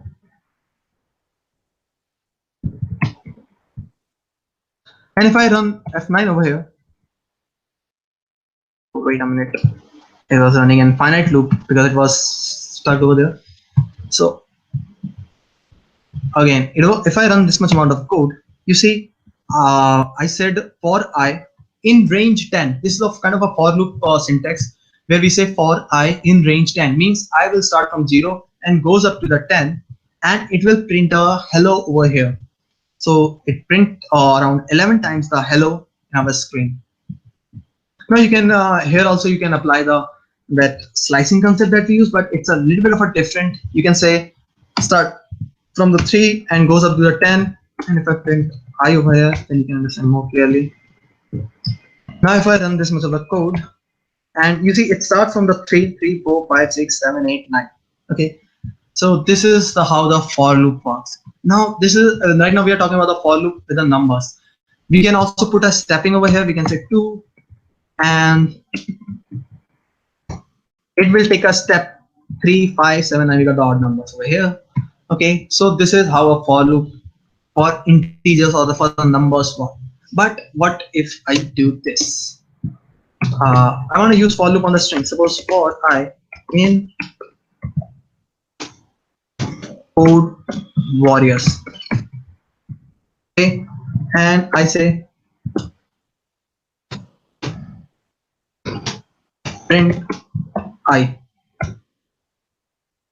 Now if I run this much of the line of a code, and you see here it iterates through all those, means what happens is for I in code warriors means this loop works for 13 times because the 13 is the length of the code warriors, and each time it picks one character out of this code warriors and it keeps on printing it. So that's how it prints code and space then warriors over here. Now same thing we can do with the list also. We can just say 1, 20, 20.7, and if I run this much of the code, F9, and it iterates through that list and it gives us the output of whatever the values present inside the list. So basically this is called an iteration for loop. Same thing we can do with our tuples also, with the dictionaries also. In all of these things we can do the same concept. We just put a dictionary over here and you can print its value. Now I call it a trick. One trick in a for loop is, suppose I want a reverse of some numbers. Okay, suppose this is my loop over here, here my loop is this 3 comma 10 3 to 10. This loop is running, okay, and it gives me the output of 3 4 5 6 7 8 9. But what if I want the output opposite? Just opposite means like 10 9 8 7 6 5 4 3. So what are we gonna do? We there's a method in the for loop that is reverse, and if I put this method over here and I put a number over here, it gives me the complete output from 9 8 7 6 5 4 3 2 1 0. I put some kind of a stopping point over here, like I say 4. Now let's see what happens. Okay, it does not work this way. Okay, it will goes up to the last point. So you put a reverse, then you put a range, and you give it a range. So it will start from the end point and it will goes up to the last point. You can test it by you can put it let's say over here, and you put out over here. Now let's see if it works. It 9 8 7 6 5 4, because this is the starting point, this is the stopping point, but now we are reversing it so that they both becomes reverse. Now this 4 becomes the stopping point and 10 becomes the starting point over here. Okay, now the other special technique in is suppose earlier, like we created a code like for I in code warriors, and I printed this I over here. Okay, now when I run this code, it gives me column will be over here. Now if I run this code over here, now it gives me a code and a warriors as a list like this. But what if I want it as a list? I don't want it like this output. I want each and every character from code warriors into a list as a separate object. So what we can do basically is we can create a list. Suppose list underscore 1 equals to. Now you can say letter for letter in code warriors, and you close it like this over here. Now what happens is, let me zoom out a little bit. Now what here going on is, now for loop is picking each letter and it is giving this letter to the list 1, and you see list 1 is closed in the square braces, so all that value is getting instead of a letter and creating a separate object of it.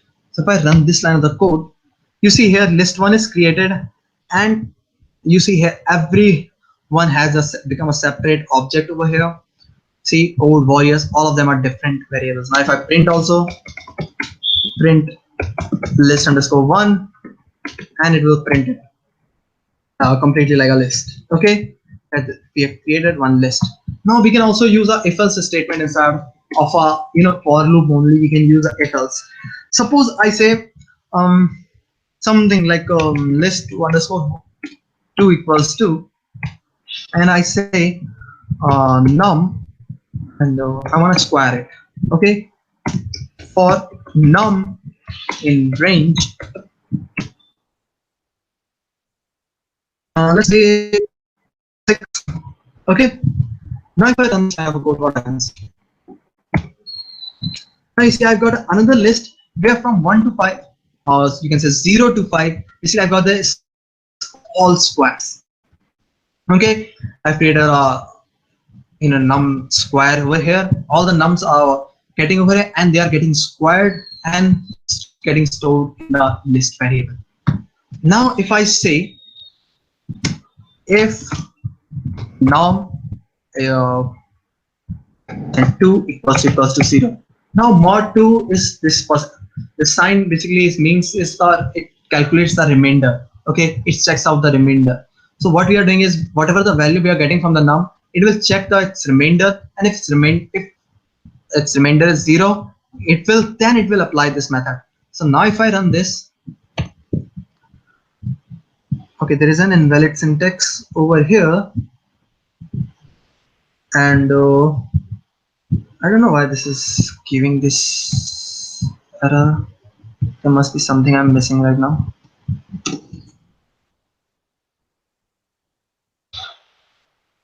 Okay, I will explain it later. There must be something wrong here.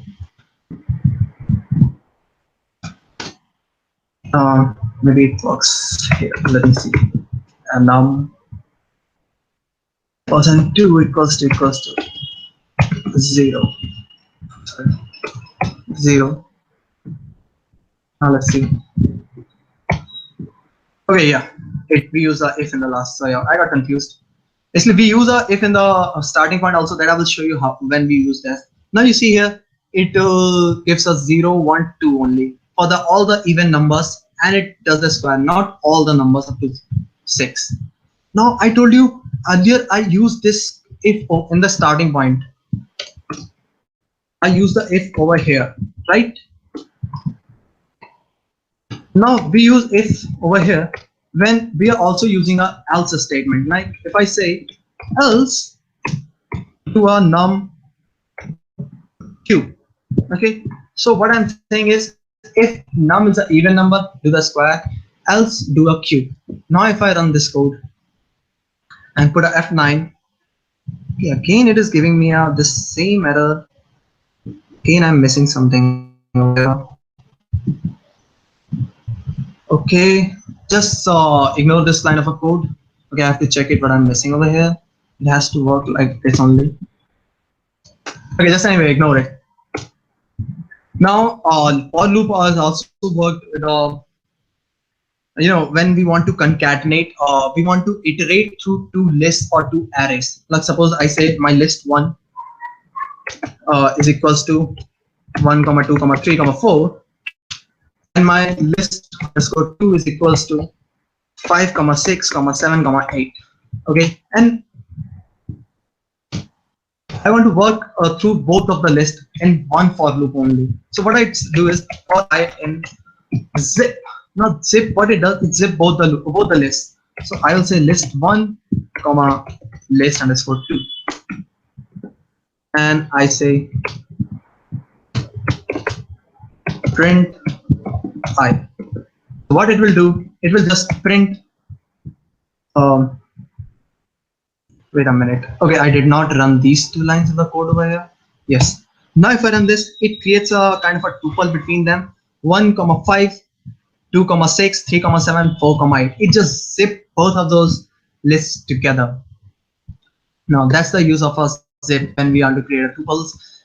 When we want to merge 2 lists and create a tuples. Okay. So this is all in the for loop. Now we will. I've completed both the kind of loops, while loop and the for loop. If you have any doubt, you can put it in the comment section. So in the chat below. Okay, I will. While teaching, I hardly get a time to watch. But yeah, if you put it, I can. Can we sort list with only one loop? Obviously, we can sort a list. Yeah, good point. Good point. I just see Shubham Arbat had asked me. We can sort a list with just a 1 line, and to do that, we have to say like I've created this list over here. Like a list unsorted, this list. Okay, it's okay, make it. Okay, so now this list is unsorted. So if I say for I in sorted, and I pass the list name, my list is list underscore 2, and I pass in saying reverse equals to true. Okay. Now, if I run this much of the code, wait a minute. Yeah.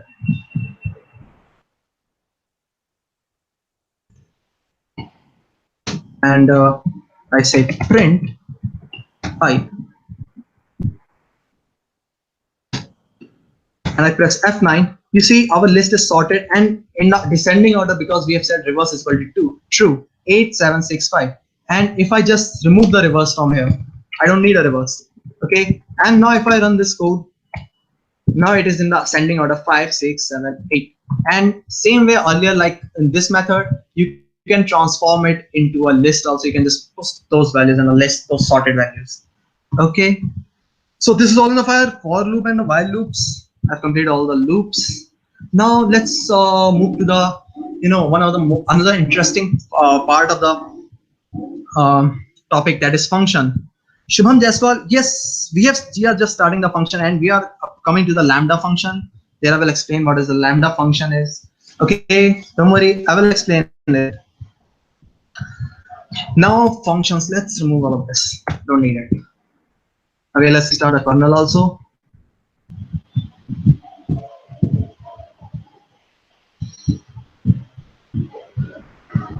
Okay, so while it is restarting, let's start our, now to create a function, basically we use a keyword called def, and we create any, give it any function name. We put a braces over here, put a semicolon over here, and we write some value over here, like print hello. Now basically what functions are, like if you want to put a certain, if you want to use like those, they are like 5 lines of code, and we want to use that 5 lines of code like in lots of places in the program. Okay, so we can't keep on using those, we can't keep on writing those 5 lines again and again and again. It will make the program a lengthy program. Okay, so what we do is we put all those 5 lines of code inside of a function, and we call that function everywhere wherever we want to use those 5 lines of code. And I will show you what I mean by creating a function and calling a function. Okay, so suppose this is a function I've created with a keyword def, and I've used Jyotsana Sharma, you're asking num 2 asterisk and 2, what it is doing. Num 2 asterisk 2 is basically used to square a number. This is the syntax of squaring any number. Okay, yeah, thank you Saurvanshi Pradeshi for explaining it. Thank you. Okay, so functions is basically you put a certain amount of codes inside of a like I said print hello, and then I did some like code x is equal to 5 plus 7, and then I did something else. I put a if also statement over here, and I said if x is greater than 5, then do something like print world. Okay, this is all the code inside of a function. Now I want to use this much of the code in lots of places in the program. Okay, so we can't keep on writing this code everywhere in the program. So what we do basically is we just call this function, like calling a function means just write like this. And now if I run this program, let's see what happens. Now I printed hello world. Now if I don't call this, okay, it remains like empty. And if I run this, nothing will happen. There's no output. Okay, so this whole code is saved inside of a function, and this function cannot be, this interpreter will not execute this function unless the function is called. And calling a function means we call the functions like this, using the method name and put the braces over here. Okay, so this is how we call the function. Now in the function we use a return statement also. Suppose I want to return something out of the function. Okay, I want to use the value that comes out of this function in the further somewhere in the program, because right now we are just printing the values in the output screen, but we want to use that value in the program. Because if I just write here print x and I run this program,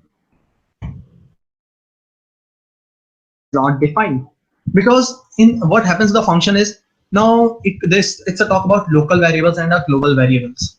So what happens is x is defined inside of a function, so it's a local variable for a function. X does not mean anything outside of that function. There is no scope of x outside the function.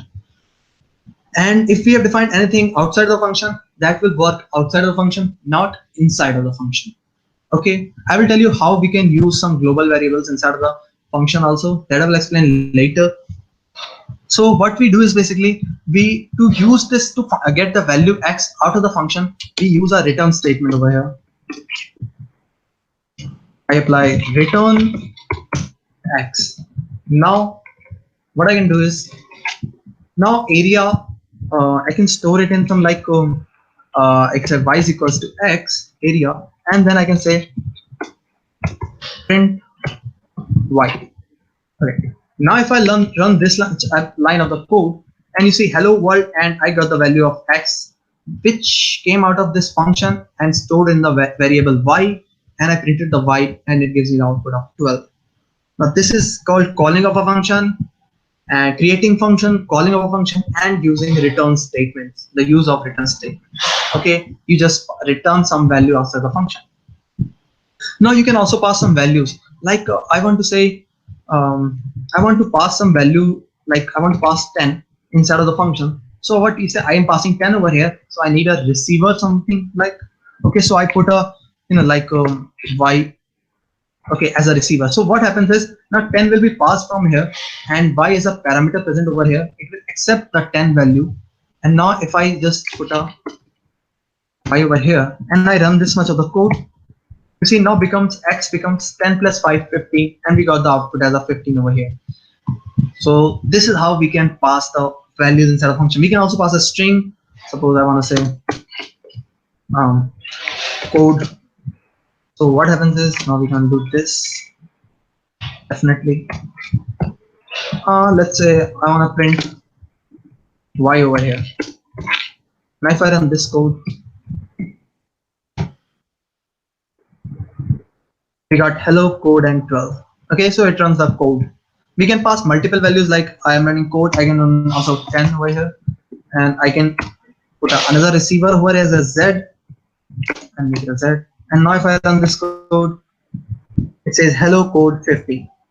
So this is how we pass arguments, and we need a receiver parameter present over here to receive that argument, and then we run that argument inside the function. And to use the value of a function outside, we use a return statement. Now sometimes what happens is we don't know how many values we want to pass. Suppose let's create a function name, a def name. Let's create a function and print. Okay, I'm gonna print something. Okay, that let's leave it right now.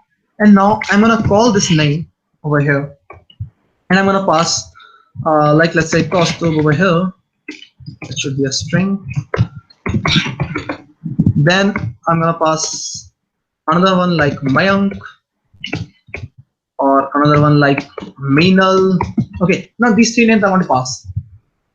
So what I do is either I can create a 3 parameters there to accept my like x, comma y, comma z. I mean they can accept all the 3 names. Okay, or else we can do is we can just simply say x over here like this. And if you want to print, we can just simply say x0. Now if I run this line of the code, F9, and it prints the costume over here as it is present in the index 0. Now if I say x1, and if I run this much amount of code, and it gives me Mayank. Okay, so that's how it will iterate through. So sometimes we don't know how many values we are going to pass inside of the function. So what we do is we put a asterisk before the x, and what happens, it creates a kind of a list, and it will go it will work inside of the list, and it will keep on storing the items that keeps on coming. Okay, and we can, with the help of indexing, we can find what are the value we are having inside of that function. So now we are going to talk about someone asked me over here about the lambda function.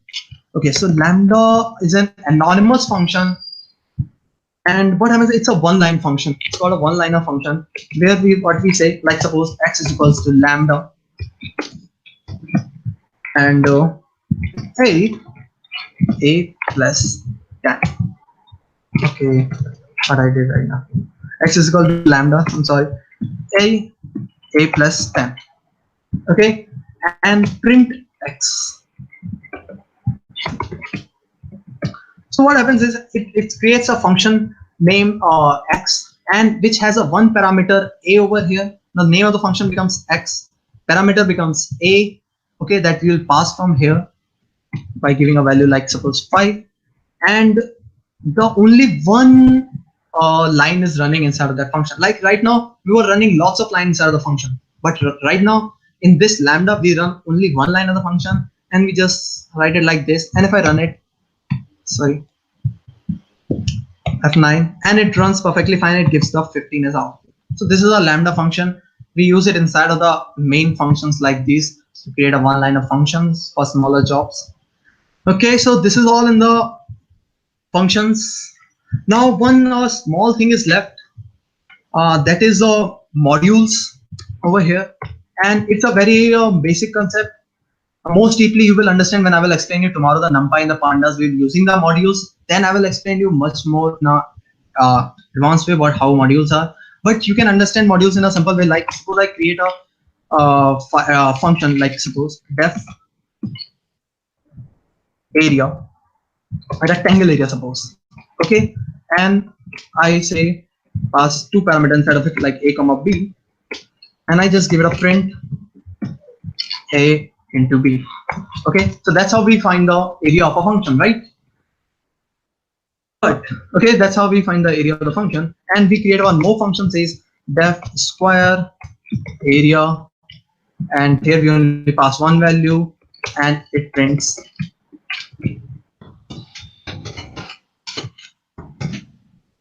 a square. So what we just do now, modules are like create a one file of a Python program. Like I've created this file over here. I'm not using any calling over here and nothing I'm using. Okay, I create one file, save the file, and call that complete file into your main program. Like suppose I just save this file over here. I'm gonna wait a minute.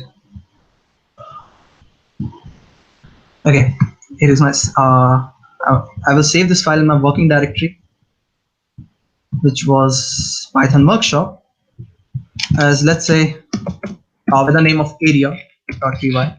Okay, I've saved this file, and you see here in the file explorer section we got an area.py file over here. Okay, and we have saved this file. Now let's create a one more empty file, and what I do, I just do a import. Import area. Okay, and then I say, suppose I want to find the area of a square. So what I will do, I will say area dot sq underscore area, and I will pass the value 10. And if I run these two lines of the code, that line over here, and it gives me the output as 100. See, I use this file over here, this particular file over here, to get an output over here, because in this file I don't have any such kind of a method present, right? I don't have a area.sq underscore area method or area file, anything. I've imported this file over here and I use that file. Same way you can also change the name. Suppose I want to say like area is a big name, I want to say just AR only. Okay, we create an alias like this, and we just now we will use just AR square, and it gives me the area. Now one more thing we can do right now, what we are doing is, if I say area.rec underscore area, and I pass 10,20, and I run this whole code, and it gives 100 and 200. It's running both, but I don't want both the methods inside the program. Okay, I only want the square method. So what we can do, we can say from area import sq underscore area. Okay, and now we can directly sq underscore area, and we can put a bracket over here and say 10. And now if I run this code, it will directly give me the 100. Now we don't have to even use this AR dot we are using. We can use alias over here. We can give it like sq only. That will change the complete code over here. And now if I run it, sorry, I did not run the whole line. SQ area, and we got the output as 100. So this is the in the modules. Okay, tomorrow we will be using to Numpy and the Pandas module. There you can understand more clearly how we use it. Even the machine learning model, where I will be explaining you, we will be creating hands-on model. There also you will see the kinds of modules and how we are calling those modules. Okay, so this is all in the basics of the Python. Now we will take a short break of around 10 minutes, as I'm pretty sure you got tired, and so that during that time you can also work all of these things over here.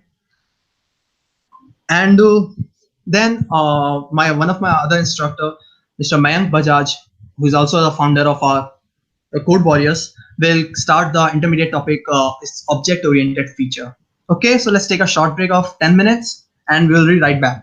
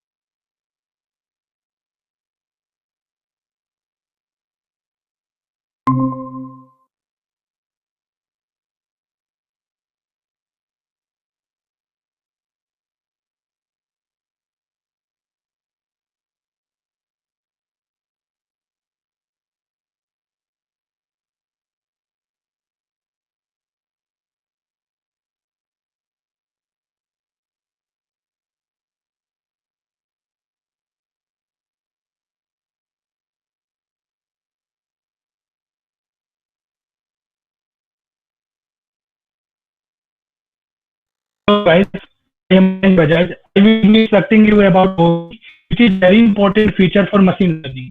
Without OP, we can't even imagine what is machine learning. So guys, my colleague Kaustav has done great of text. Till then, I would like to explain you about one platform which is very awesome. Guys, this platform is known as Dockship, dockship.io. You can guys view this platform. This platform is very much essential for all the machine learning engineers. In this platform, guys, usually what we do, we can upload any, as you can scroll down here, you can see that there are many machine learning competitions going on. You can participate in any competition and you can upload your own model. And moving further, guys, you can also here upload your own model and earn money from it. First of all, guys, you have to create your own account. After guys creating your account, you will get a dashboard like this. I had already created my account. So guys, for uploading model, you can simply go to my models, and guys here you can see that for uploading, you can upload a model for free without purchasing this developer pass. But guys, if you want to earn from your model, you can buy a developer pass for that. For buying a developer pass, its fee is 1499, guys. And what is the main feature that they will provide you in this developer pass? This will be valid for 2 years. And guys, you can upload any model at your price that you want to earn. And guys, you can also attend many guest lectures that will be arranged by Dockship. But guys, we have a surprise for you. As you are attending this lecture, we will provide you a referral code. Guys, you can go here on got a referral code, and you can enter. You can write. I am writing the referral code Y B Y P X N V and B. Guys, as soon as you enter this referral code, we will be uploading this referral code in our description of this live video. After it is finished, you can apply this. Guys, as a miracle, you can see it is directly waived to 249, which is a very nominal fee. You can easily pay 249 for 2 years. And guys, you can earn more than 249 by selling only one model. If anyone likes your model, then they can buy your model from this platform. Guys, you can see here there is AI challenges. But guys, one important thing to note here is that as per our Indian government, for purchasing or buying anything, or we want to earn anything, then we need to do KYC. So guys, you need to do KYC over here. Once your KYC is complete, directly your purchase, directly your earning will go into your bank account. So guys, you can look at this amazing website, Doxip. It is awesome website, and we will be providing this code in description, so you can look at how that.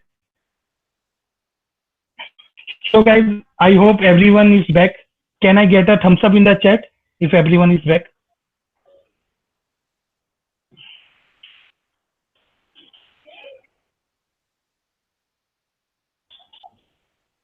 A thumbs up.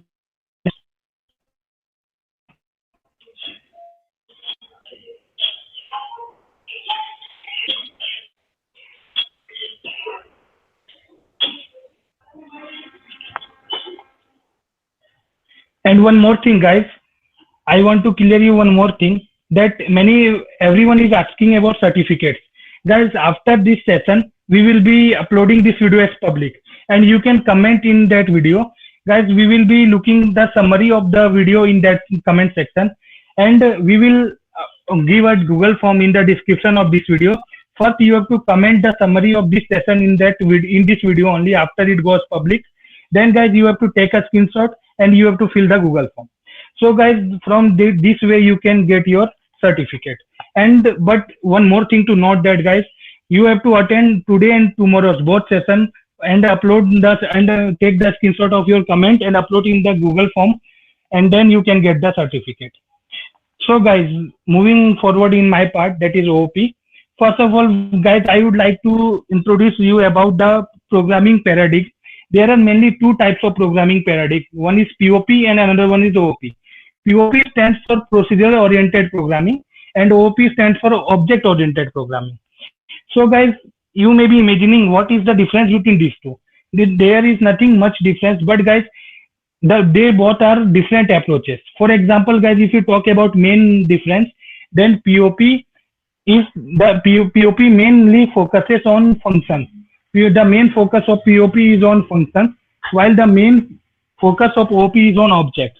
So guys, in OOP approach, we mainly focuses on objects, and while in POP, we mainly focus on functions.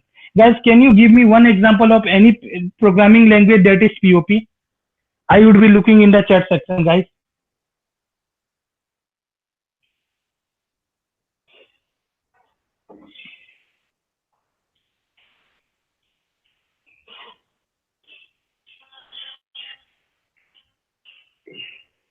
Yes, guys, Kandregula Kusumanjali. Sorry for mispronouncing your name if I am. C is the right answer. C language is procedural oriented programming. But guys, Java, C++, these are not POP. These are OOP language because they support classes and objects. C language is the POP language. Congratulations to those who have given the right answer. Guys, whenever we learn any programming language, first we need to know that which paradigm it follows. Either it follows POP or OOP. So guys, now you may be clear that Python is the OOP approach language. Python supports OOP. So guys, what is OOP? That I am repeating from since a long time. Guys, OOP is nothing. If I want to provide definition of OOP, then OOP is a method of structuring a program. We can structure a program by using OOP by bundling related properties and behavior into individual objects. Guys, what is basically meaning of this definition? Using OOP, we are first of all structuring a program. What is the meaning of structuring? We are giving it a shape. We are giving how the program will look. Then guys, bundling. Bundling means grouping things together. We are here making a group of different things. And then what are grouping properties and behavior? I will explain you each concept, guys, one by one. First of all, I would like to tell you that object-oriented programming relies on the concept of mainly classes and objects. Without classes and object, we can't understand OOP. So guys, first of all, I would like to tell you what is object. Because object is nothing but object is simply anything that contains data, and data can be in form of properties or method. Guys, now what is properties and methods? So guys, properties is properties is that we can say it as attribute. Attribute and properties are interchangeable words. Properties are something that store data, and methods are something that identify the behavior and action that an object can perform. Guys, I know there is many terms in this. First, let's take an example so that you would be clear with this part. So guys, let's take example of an object. An object can be anything around our surrounding. A chair, a car, a human, everything can be an object. So guys, I will be taking example of a person. So guys, what basically a person is an object. So what will be the attributes or what will be the properties of that person? It will be his name, his age, and his gender, and many more things can be, guys. Its attribute. I am taking just basic example. So a person will be an object. His name, age, and gender will be its attribute.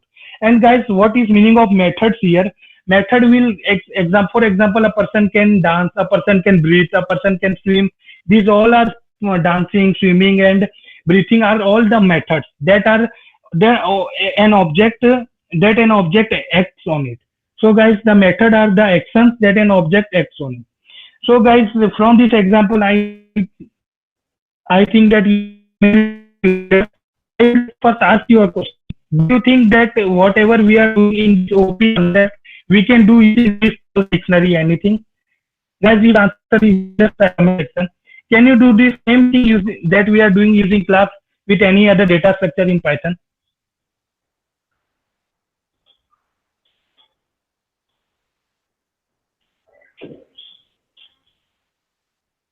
Guys, waiting for your responses.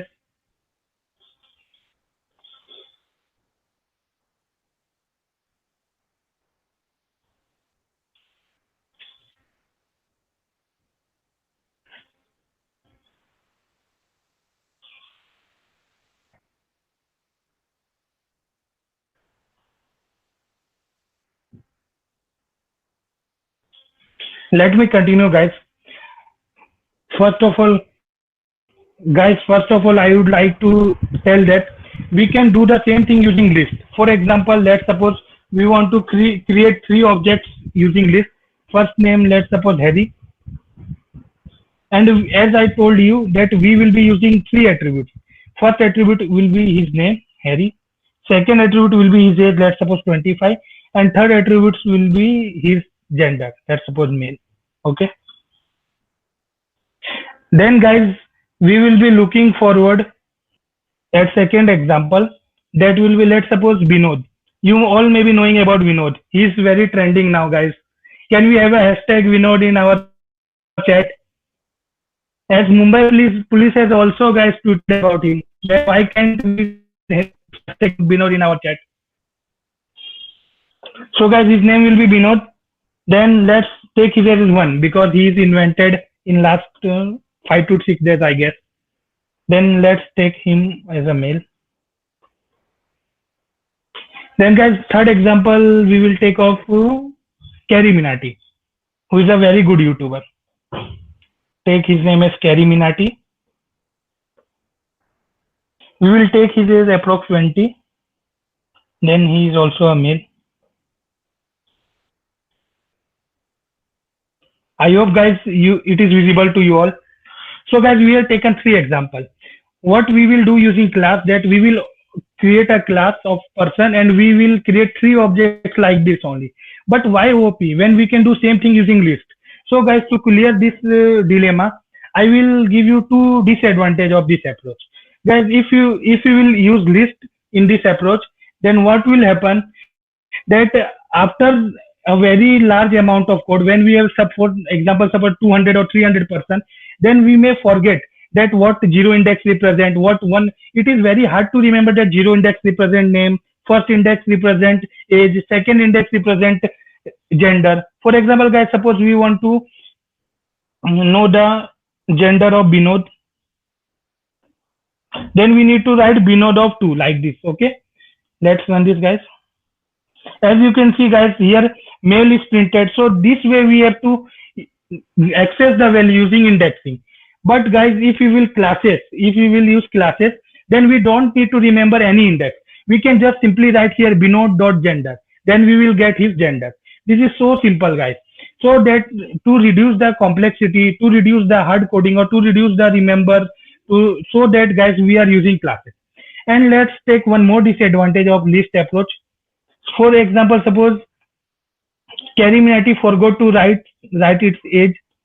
Then guys, when the object of carry will be created, it will contain only two index, 0 and 1.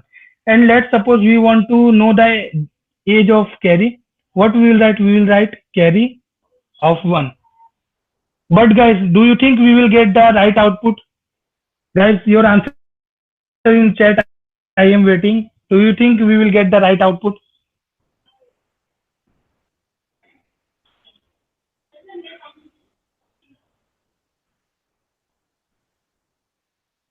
Yes, right. We won't get a right output. Good response from few of them. Anshul Verma, Nathan, then Wahid Hussain. You are right. We won't get the correct output because guys, when we are accessing the value, we don't know that either this value is missing or not. But here actually the value of age is missing. So when we print this, we will get the answer as gender. Instead of age, we will get the answer as gender. So guys, as you can see, if there are missing values, it is very hard to access the values using list. So guys, we won't use this approach. So moving back to our file. So guys, first of all, let me explain you how can we create a class. And class, what is class? First of all, guys, what is class? Class is a blueprint for creating objects. Class is basically providing a structure from where we can create objects. So guys, first of all, to create any class, we need to write class keyword. Then after, followed by this, it will be a class name. After guys writing class name, we have to use colon. And in this is the body of class. So guys, everything in this will be the body of class. So as you can see in guys our first example, we have a class name person. And guys, you may be wondering why I had used a string here. So guys, here this string is known as doc string. What is doc string, guys? Doc string just tells us about what this class will do.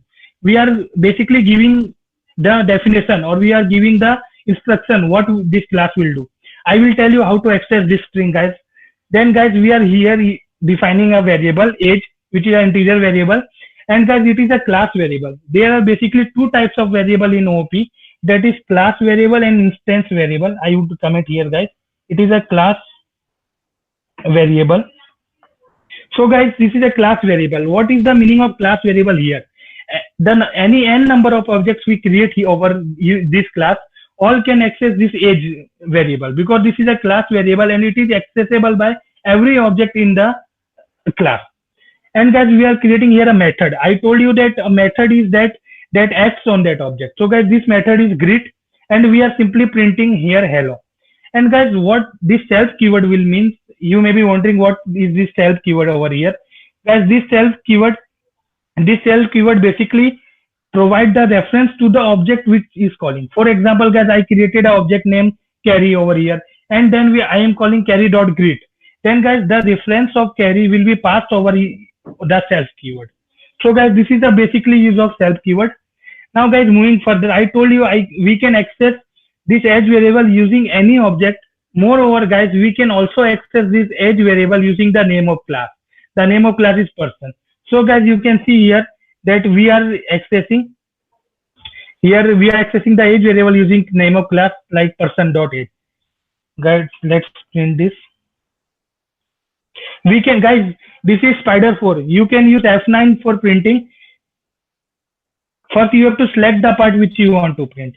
So I had printed this, guys. You can see we had got the value that is 10. Here I am zooming little bit. See guys, we had got the value 10.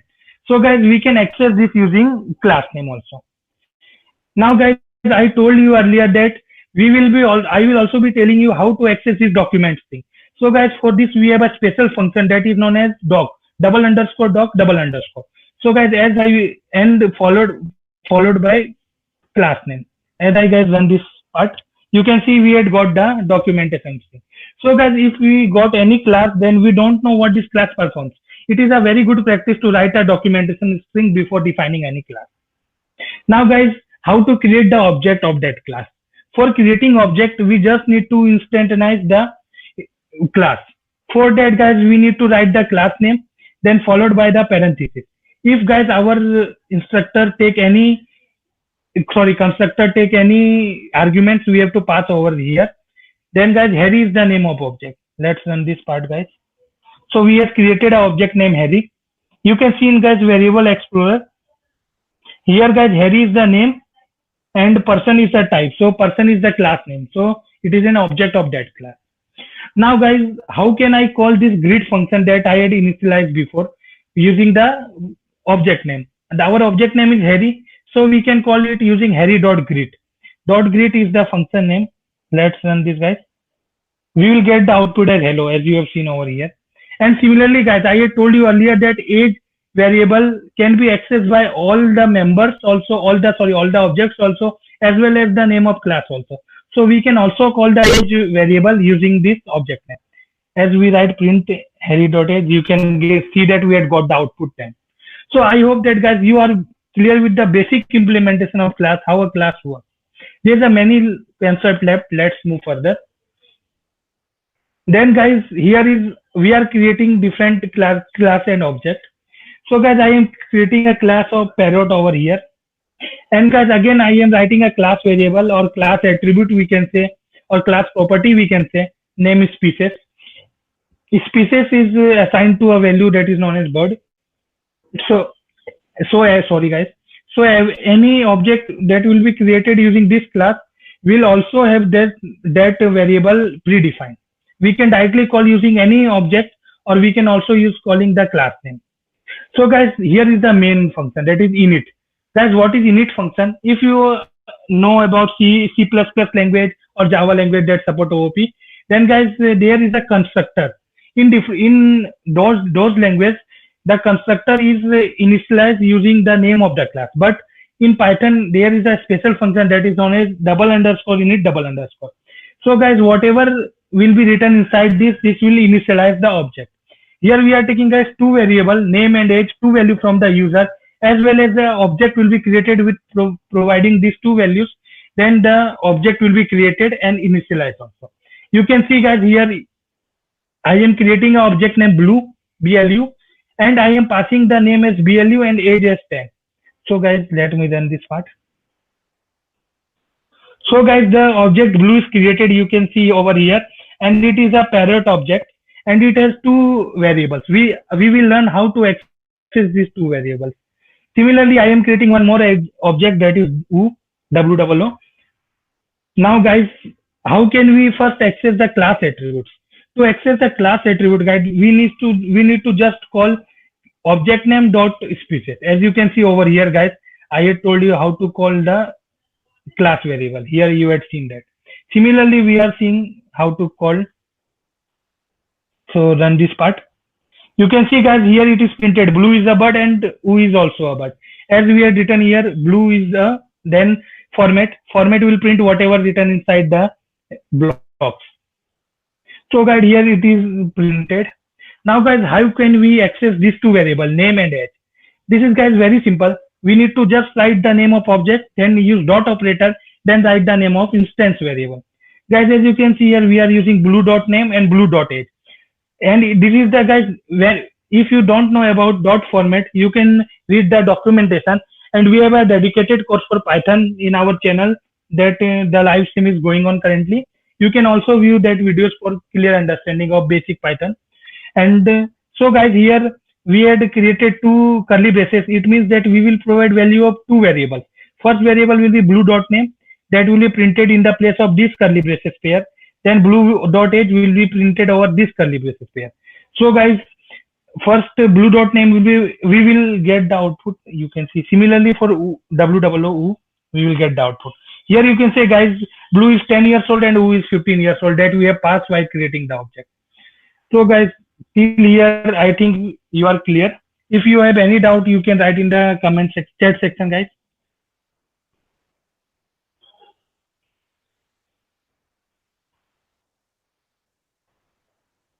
Guys, F string, yes, F string is also good.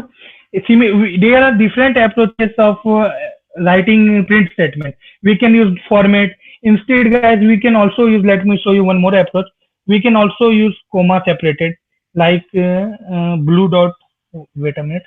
First I will write here blue dot name. Then guys, I will write comma. Then what is our is, followed by space. Then guys, another comma. Then I can write here age. Then guys, years old.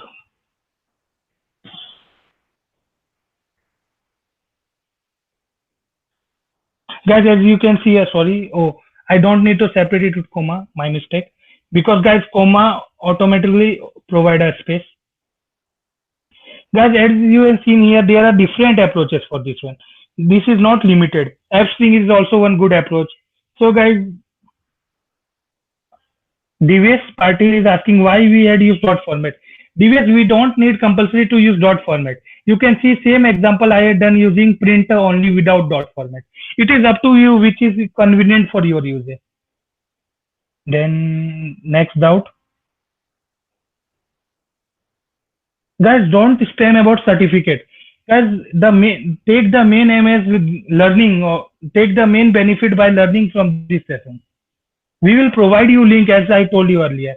You will get this some description.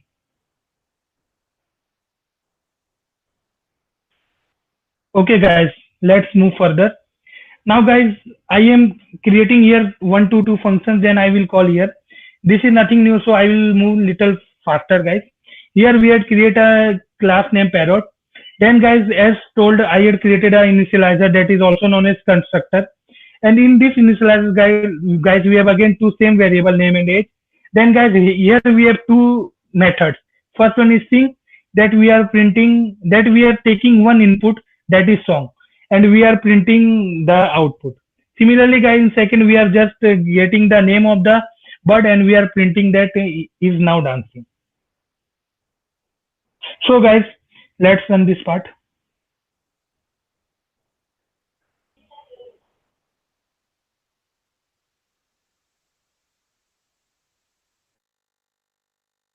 And the name of the bird is blue and the age is 10. So guys, here I am going to print the sing function. As we have to pass one compulsory argument here, the song type. So guys, as you can see, blue sings happy is printed over here. If I pass here anything like rock, you can see here guys, it will print blue sings rock. I hope you had understood here. If you know basic implementation of function, then this is nothing new for you. Then guys, same blue is dancing. Okay. Now guys, now comes the main three main part of the OP part, that is inheritance, encapsulation and polymorphism. We will learn all the three concepts here by taking one examples for all. But guys, do you know what is inheritance? If you have learned about C++ and Java, you must be knowing what is inheritance. Can I get some answers in the chat section? What is inheritance?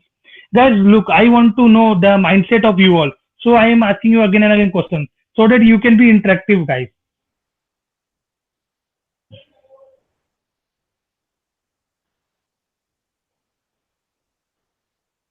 Sir, how much time this session will continue? Mansi Sharma is asking.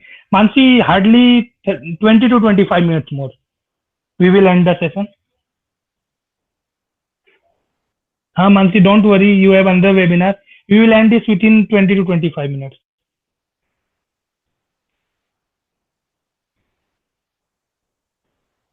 Accessing, Ronit Verma Anand is saying, accessing members of one class from another class. Right answer.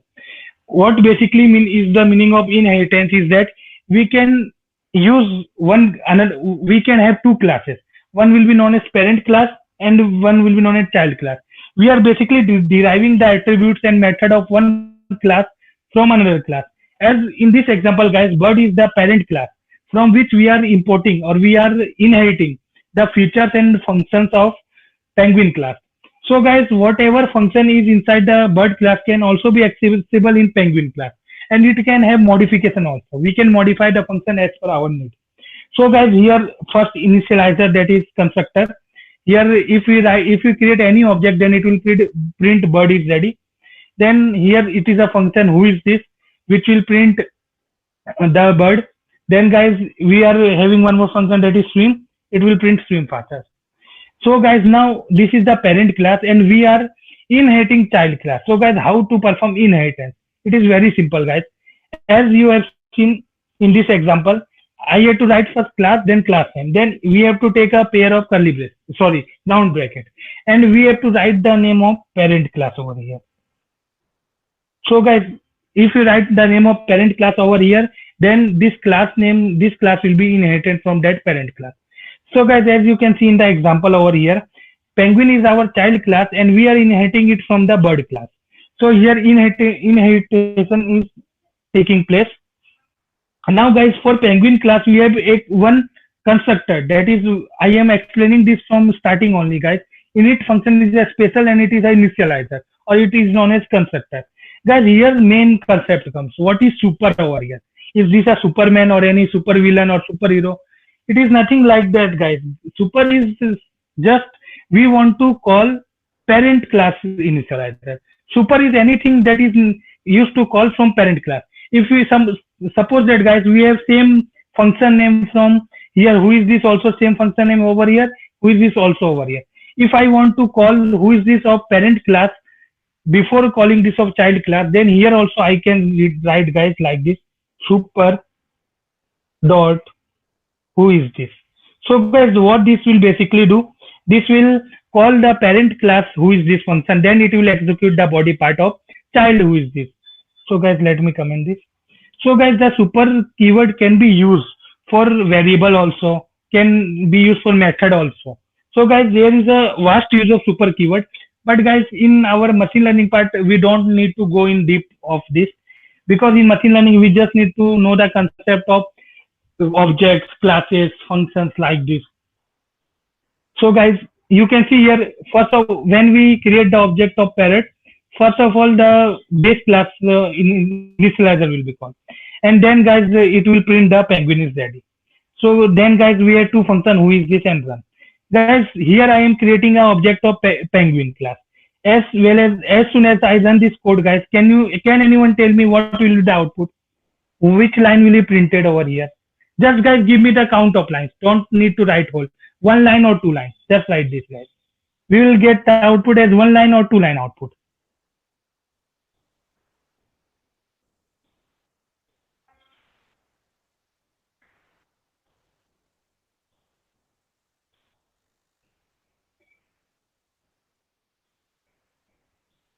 Two lines, right. Devious part, sorry, Manas O'Hara, Ritik, Mopatra, good answer, guys. Two lines will be printed, because as I told, if anyone have doubt, again look over here, guys. As I told you that what will super keyword do? Super keyword will call the first function of parent class. So we have to look at constructor of the parent class, that is bird is ready. So first guys, bird will be ready is printed. Then guys, penguin is ready will be printed. Let's first run this code, guys. These two class. Okay, guys. Now I can run this object. As you can see, guys, here two lines is printed, as I explained to you. Now, guys, if I will print Peggy, who is this? Then, guys, what will be printed? Penguin will be printed, because we are not using super function over here. Same, guys. Peggy.sim. What will do here? Run slower, swim faster. Will call, guys. Now here is the main part. Why? If you can see, guys, in penguin class we don't have a swim function. So when we call peggy.swim, then also it does not give us error. Why? As I told you, guys, we can inherit all the methods and variables from parent class using inheritance. So guys, swim is defined in the parent class and it is inherited in this base class also. So guys, peggy.swim does not give us any error. Now guys, peggy.swim. Peggy.run will print run faster, as we have a modification. It is not in our base class, but we had added this functionality in our child class. So guys, to sum up these all things, inheritance is basically importing or extracting or inheriting all the methods and functions, or all the methods and attributes from parent class, and we can also modify and add our new in the child class. So guys, I hope you are clear with the basic implementation of inheritance. Now guys, in encapsulation, what basically encapsulation means, guys? Encapsulation means that, guys, hiding data. How can we hide our data, and how can we group our data, guys? So guys, in data encapsulation, I have created a class computer. Then guys, I have created a constructor that is max price. Guys, here one thing to note here. I has used double underscore over here. Let me guys remove this. I have used double underscore over here. I will tell you the difference between these both. First of all, let me remove double underscore from all the places. So guys, what this function logic is doing, it is initializing a constructor. Then it is setting the max price of the object to 900. Then if you are calling sell function, it is printing the max price over here. And I have a setter function also, guys, that is set max price, and we have to pass the price, new price as the argument. And when we pass that our new price over here, it will update our old price. Let's run this part, guys. Guys, I am creating here object C. C.sell will print what, guys? The max price. As you can see, the selling price is 900. Again, guys, removing double underscore over here. Guys, I am setting max price 100. And again, if I print C.sell, you can see, guys, max price is updated. But guys, suppose we have some data that is we can say private, or that is we don't want to expose to others. So guys, we can make that data to private. So guys, in other languages like Java or C++, we have a keyword called private, but that's not in the case of Python. We can use, guys, double underscore to tell that this is a private variable. So guys, if I am using double underscore over here, then guys, it means that it is a private variable. So guys, now again, let me run this function and call the sell method. So guys, as you can see, selling price is 900 again. And guys, if I try to update this value and again print the sell, as you can see, guys, here clearly, this line won't give us any error, but it won't update the value of max price, because using max, we can't update the value of this private variable outside the class. There is only one way to update this. sorry guys. There is only one way to update this private variable. That is using the function that is inside this class. Here we have created a set max price function, guys, so that we can access our private variable over here. Guys, we can access private variable inside the class, but not outside the class. So guys, keep this in mind, the concept of private variable. So, and we are passing here a price, and it will then reassign the price. So guys, here we are setting max price to 100. Now guys, let's see is it updated or not. Yes guys, successfully it is updated. So guys, I think you may have understand the basic concept of max private variable and data encapsulation in this part. I am not extending this all, guys, because these all are not much important in machine learning part. My main objective, or our main objective, is to tell the part of Python that is will be used in our machine learning part.